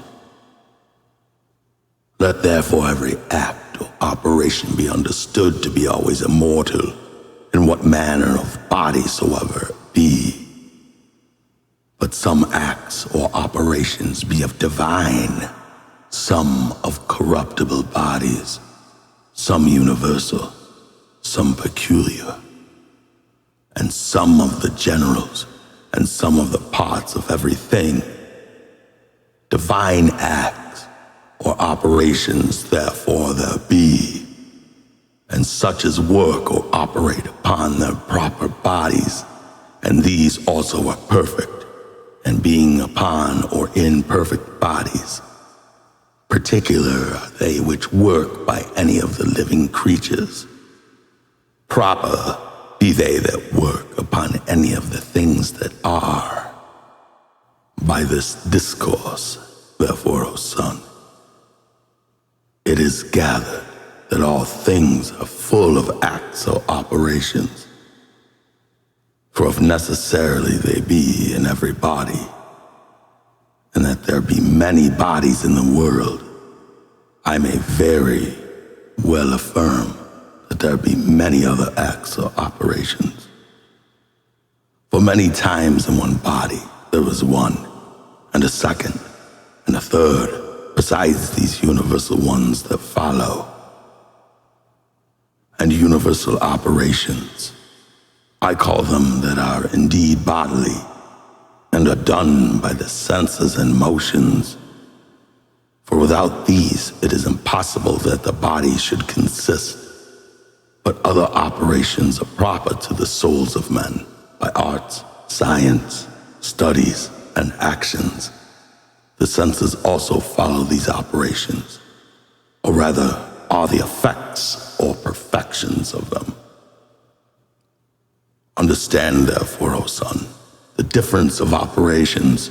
It is sent from above, but sense being in the body and having its essence from it, when it receiveth act or operation, manifesteth, making it as it were corporeal. Therefore I say that the senses are both corporeal and mortal, having so much existence as the body, for they are born with the body and die with it. But mortal things themselves have not sense, as not consisting of such an essence. For sense can be no other than a corporeal apprehension, either of evil or good that comes to the body. But to the eternal bodies there is nothing comes, nothing departs. Therefore there is no sense in them. Does the sense therefore perceive or apprehend in every body? In every body, O son. And do the acts or operations work in all things? Even in the inanimate, O son, but there are differences of senses. For the senses of things rational are with reason, of things unreasonable, corporeal only. But the senses of things inanimate are passive only, according to augmentation and diminution. But passion and sense depend both upon one head or height, and are gathered together into the same by acts or operations. But in living whites, there be two other operations that follow the senses and passions, to wit, grief and pleasure. And without these, it is impossible that a living white, especially a reasonable one, should perceive or apprehend. And therefore I say that these are the ideas of passions that bear rule, especially in reasonable living whites. The operations work indeed, but the senses do declare and manifest the operations, and they being bodily are moved by the brutish parts of the soul. Therefore I say they are both maleficial, or doers of evil. For that which affords the sense to rejoice with pleasure is straightway the cause of many evils happening to him that suffereth. Sorrows give stronger torments and anguish. Therefore doubtless are they both maleficial. The same may be said of the sense of the soul. Is not the soul incorporeal, and the sense a body, Father? Or is it rather in the body? If we put it in a body, O son, we shall make it like the soul or other operations. For these being unbodily, we say are in bodies. But sense is neither operation nor soul, nor anything else that belongs to the body. But as we have said, and therefore it is not incorporeal. And if it be not incorporeal, it must needs be a body. For we always say that of things that are, some are bodies, and some incorporeal. The 15th book of Truth to His Son Tat. Of truth, O Tat, it is not possible that man, being an imperfect white, compounded of imperfect members, and having his tabernacle consisting of different and many bodies, should speak with any confidence.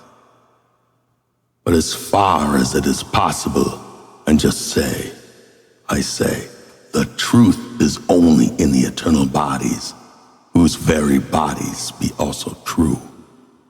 The fire is fire itself alone, and nothing else. The earth is earth itself, and nothing else.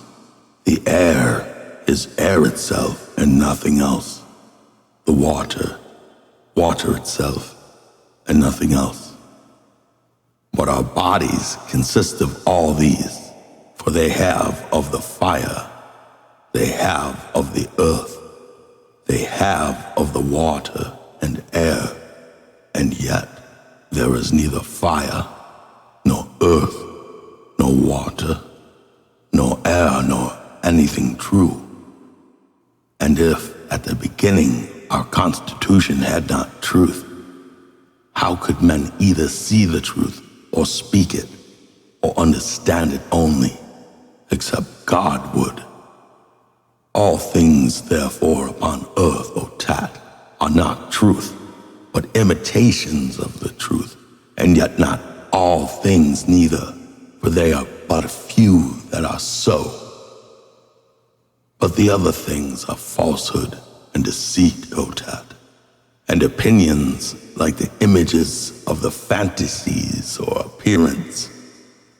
And when the fantasy hath an influence from above, then it is an imitation of truth, but without the operation from above, it is left a lie. And as an image shews the body described, and yet is not the body of that which is seen as it seems to be.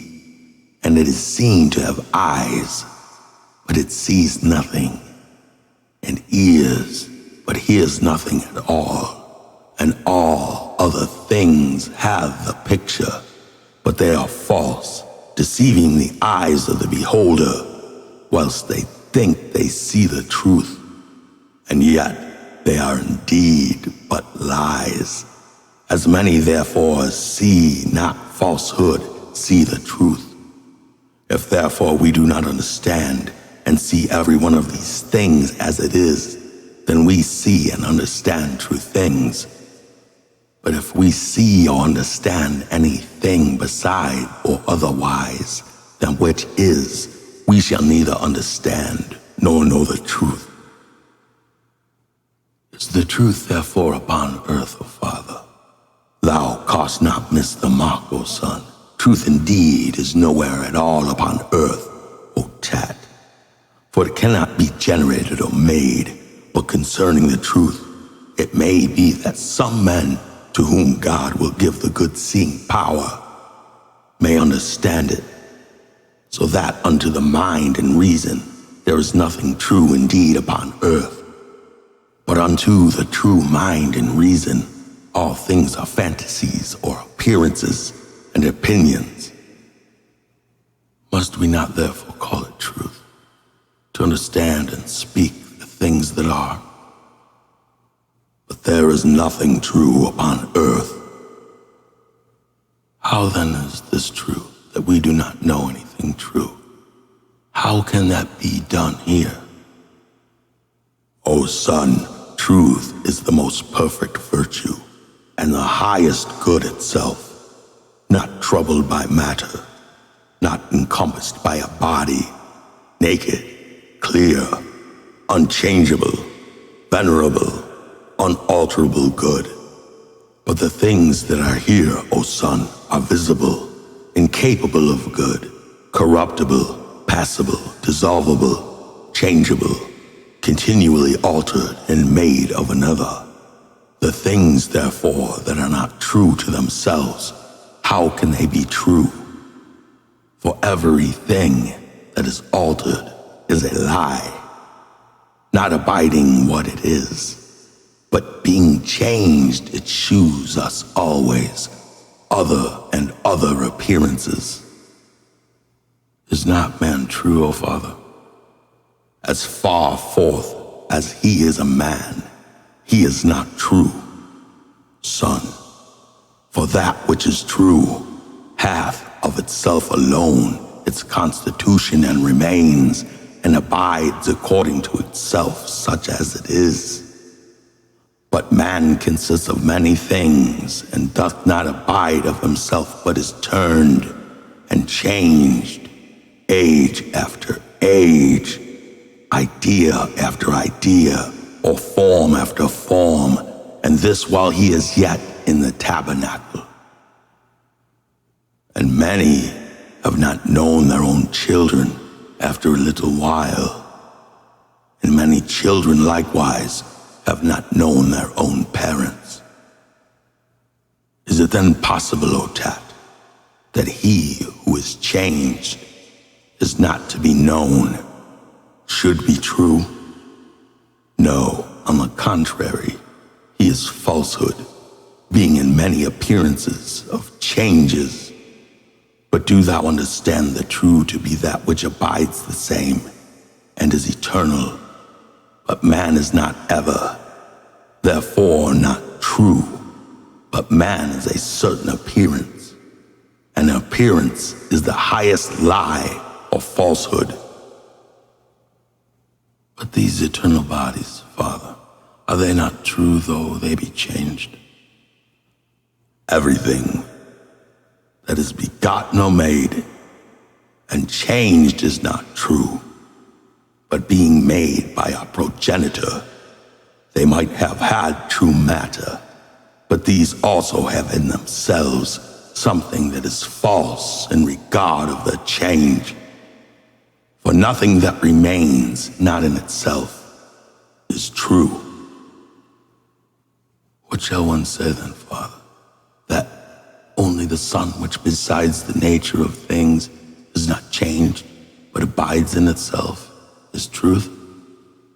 It is truth, and therefore is he only entrusted with the workmanship of the world, ruling and making all things, whom I do both honor, and I adore his truth, and after the one, and first I acknowledged him, the workman. What therefore doth thou affirm to be first truth, O Father?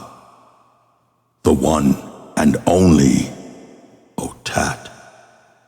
That is not of matter. That is not in the body. That is without color, without figure or shape, immutable, unalterable, which always is.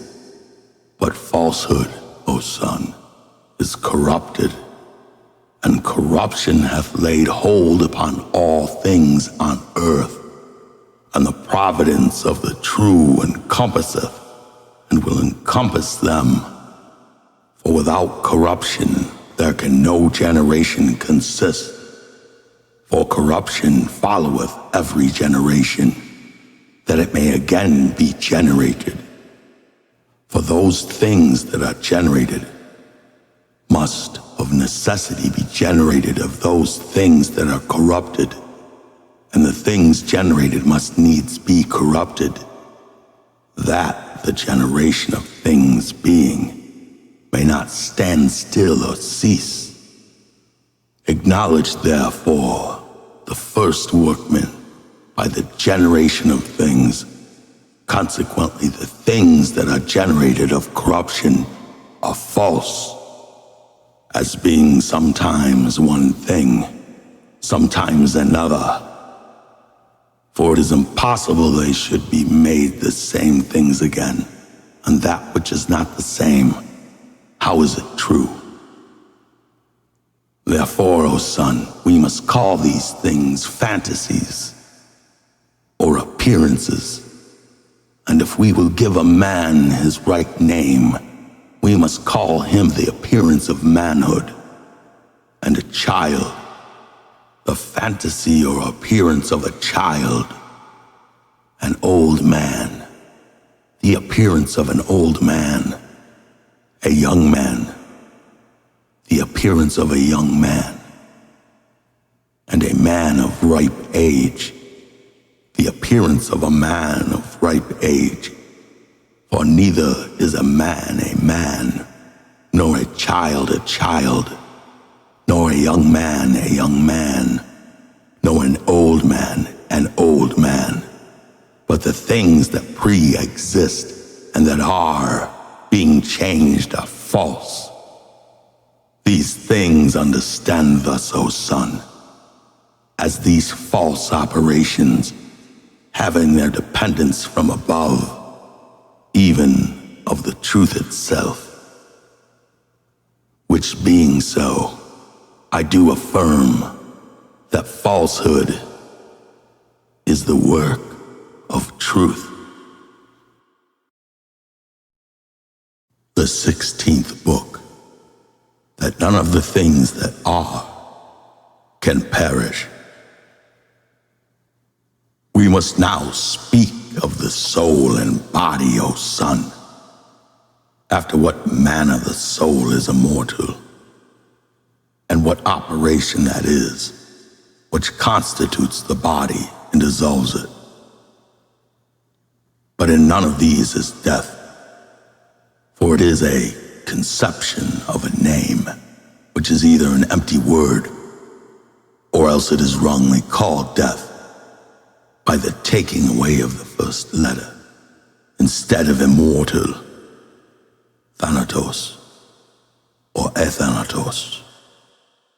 For death is destruction, but there is nothing in the whole world that is destroyed. For if the world be a second God, and an immortal living wight, it is impossible that any part of an immortal living wight should die. But all things that are in the world are members of the world, especially man, the reasonable living wight.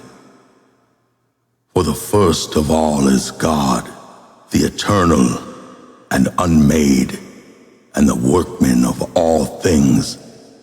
The second is the world, made by him after his own image, and by him holden together and nourished and immortalized, and as from its own Father, ever living. So that as a mortal, it is ever living and ever immortal. For that which is ever living differs from that which is eternal. For the eternal was not begotten or made by another. And if it were begotten or made, yet it was made by itself, not by any other. But it is always made. For the eternal, as it is eternal, is the universe. For the Father himself is eternal of himself. But the world was made by the Father, ever living and immortal. And as much matter as there was laid up by him, the Father made it all into a body, and swelling it, made it round like a sphere, endued it with quality, being itself immortal and having eternal materiality. The Father, being full of ideas, sowed qualities in the sphere and shut them up as in a circle, deliberating to beautify with every quality that which should afterwards be made. Then clothing the universal body with immortality, lest the matter, if it would depart from this composition, should be dissolved into its own disorder. For when the matter was incorporeal, O Son, it was disordered, and it hath here the same confusion daily revolved about other little things, endued with qualities, in point of augmentation and diminution, which men call death, being indeed a disorder happening about earthly living wights. For the bodies of heavenly things have one order, which they have received from the Father at the beginning, and is by the instauration of each of them kept indissoluble. But the instauration of earthly bodies is their consistence, and their dissolution restores them into indissoluble, that is immortal. And so there is made a privation of sense, but not a destruction of bodies. Now the third living wight is man, but after the image of the world, and having by the will of the Father a mind above other earthly wights. And he hath not only a sympathy with the second God, but also an understanding of the first. For the second God he apprehends as a body, but the first he understands as incorporeal in the mind of the good. And doth not this living wight perish? Speak advisedly, O son, and learn what God is, what the world, what an immortal wight, and what a dissolvable one is, and understand that the world is of God and in God, but man of the world and in the world. The beginning and end and consistence of all is God. The 17th book, to Asclepius, to be truly wise. Because my son Tat, in thy absence, would needs learn the nature of things that are, he would not suffer me to give over, as coming very young to the knowledge of every individual, till I was forced to discourse to him many things at large, that his contemplation might from point to point be more easy and successful. But to thee I have thought good to write in a few words, choosing out the principal heads of the things then spoken, and to interpret them more mystically, because thou hast both more years and more knowledge of nature. All things that appear were made and are made. Those things that are made are not made by themselves, but by another. And there are many things made, but especially all things that appear, and which are different and not alike. If the things that be made and done be made and done by another, there must be one that must make and do them, and he unmade and more ancient than the things that are made. For I affirm the things that are made to be made by another, and it is impossible that of the things that are made any should be more ancient than all, but only that which is not made. He is stronger and one, and only knowing all things indeed, as not having anything more ancient than himself. For he bears rule both over multitude and greatness, and the diversities of the things that are made, and the continuity of the facture and of the operation. Moreover, the things that are made are visible, but he is invisible, and for this cause he maketh them, that he may be visible, and therefore he makes them always. Thus it is fit to understand, and understanding to admire, and admiring to think thyself happy, that knowest thy natural father. For what is sweeter than a natural father? Who therefore is this? Or how shall we know him? Or is it just to ascribe unto him alone the title and appellation of God, or of the Maker, or of the Father, or of all three? That of God because of his prayer, the Maker because of his working and operation, and the Father because of his goodness. For power is different from the things that are made, but act or operation, and that all things are made. Wherefore, letting go all much and vain talking, we must understand these two things, that which is made, and him which is the maker. For there is nothing in the middle between these two, nor is there any third. Therefore, understanding all things, remember these two, and think that these are all things, putting nothing in doubt, neither of the things above, nor of the things below, neither of the things changeable, nor the things that are in darkness or secret.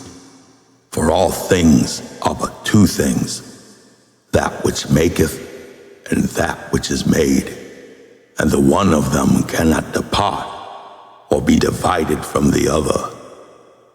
For neither is it possible that the maker should be without the thing made, for either of them is the self-same thing. Therefore cannot the one of them be separated from the other, no more than a thing can be separated from itself.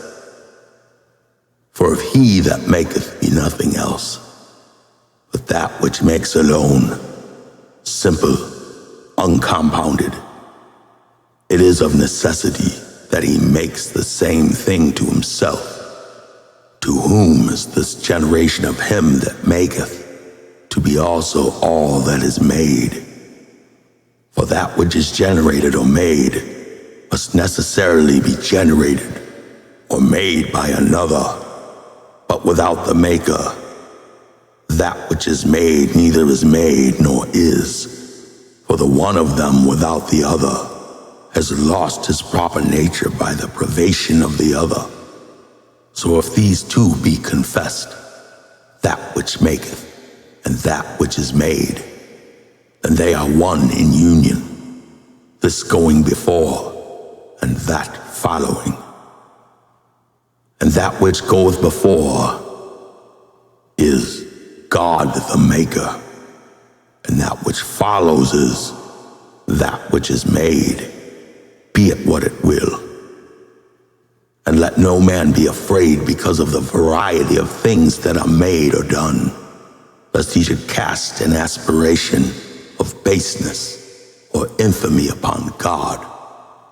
For it is the only glory of him to do or make all things, and this making or facture, as it were, the body of God, and to him that maketh or doth, there is nothing evil or filthy to be imputed, or there is nothing thought evil or filthy. For these are the passions that follow generation, as rust doth copper, or excrements to the body. But neither did the coppersmith make the rust, nor the maker the filth, nor God the evilness. But the vicissitude of generations doth make them, as it were, to blossom out. And for this cause did make change to be, as one should say, the purgation of generation.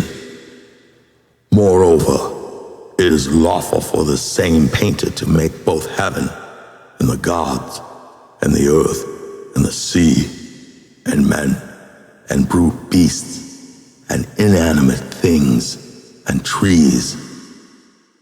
And is it impossible for God to make these things? Oh, the great madness and ignorance of men in the things that concern God.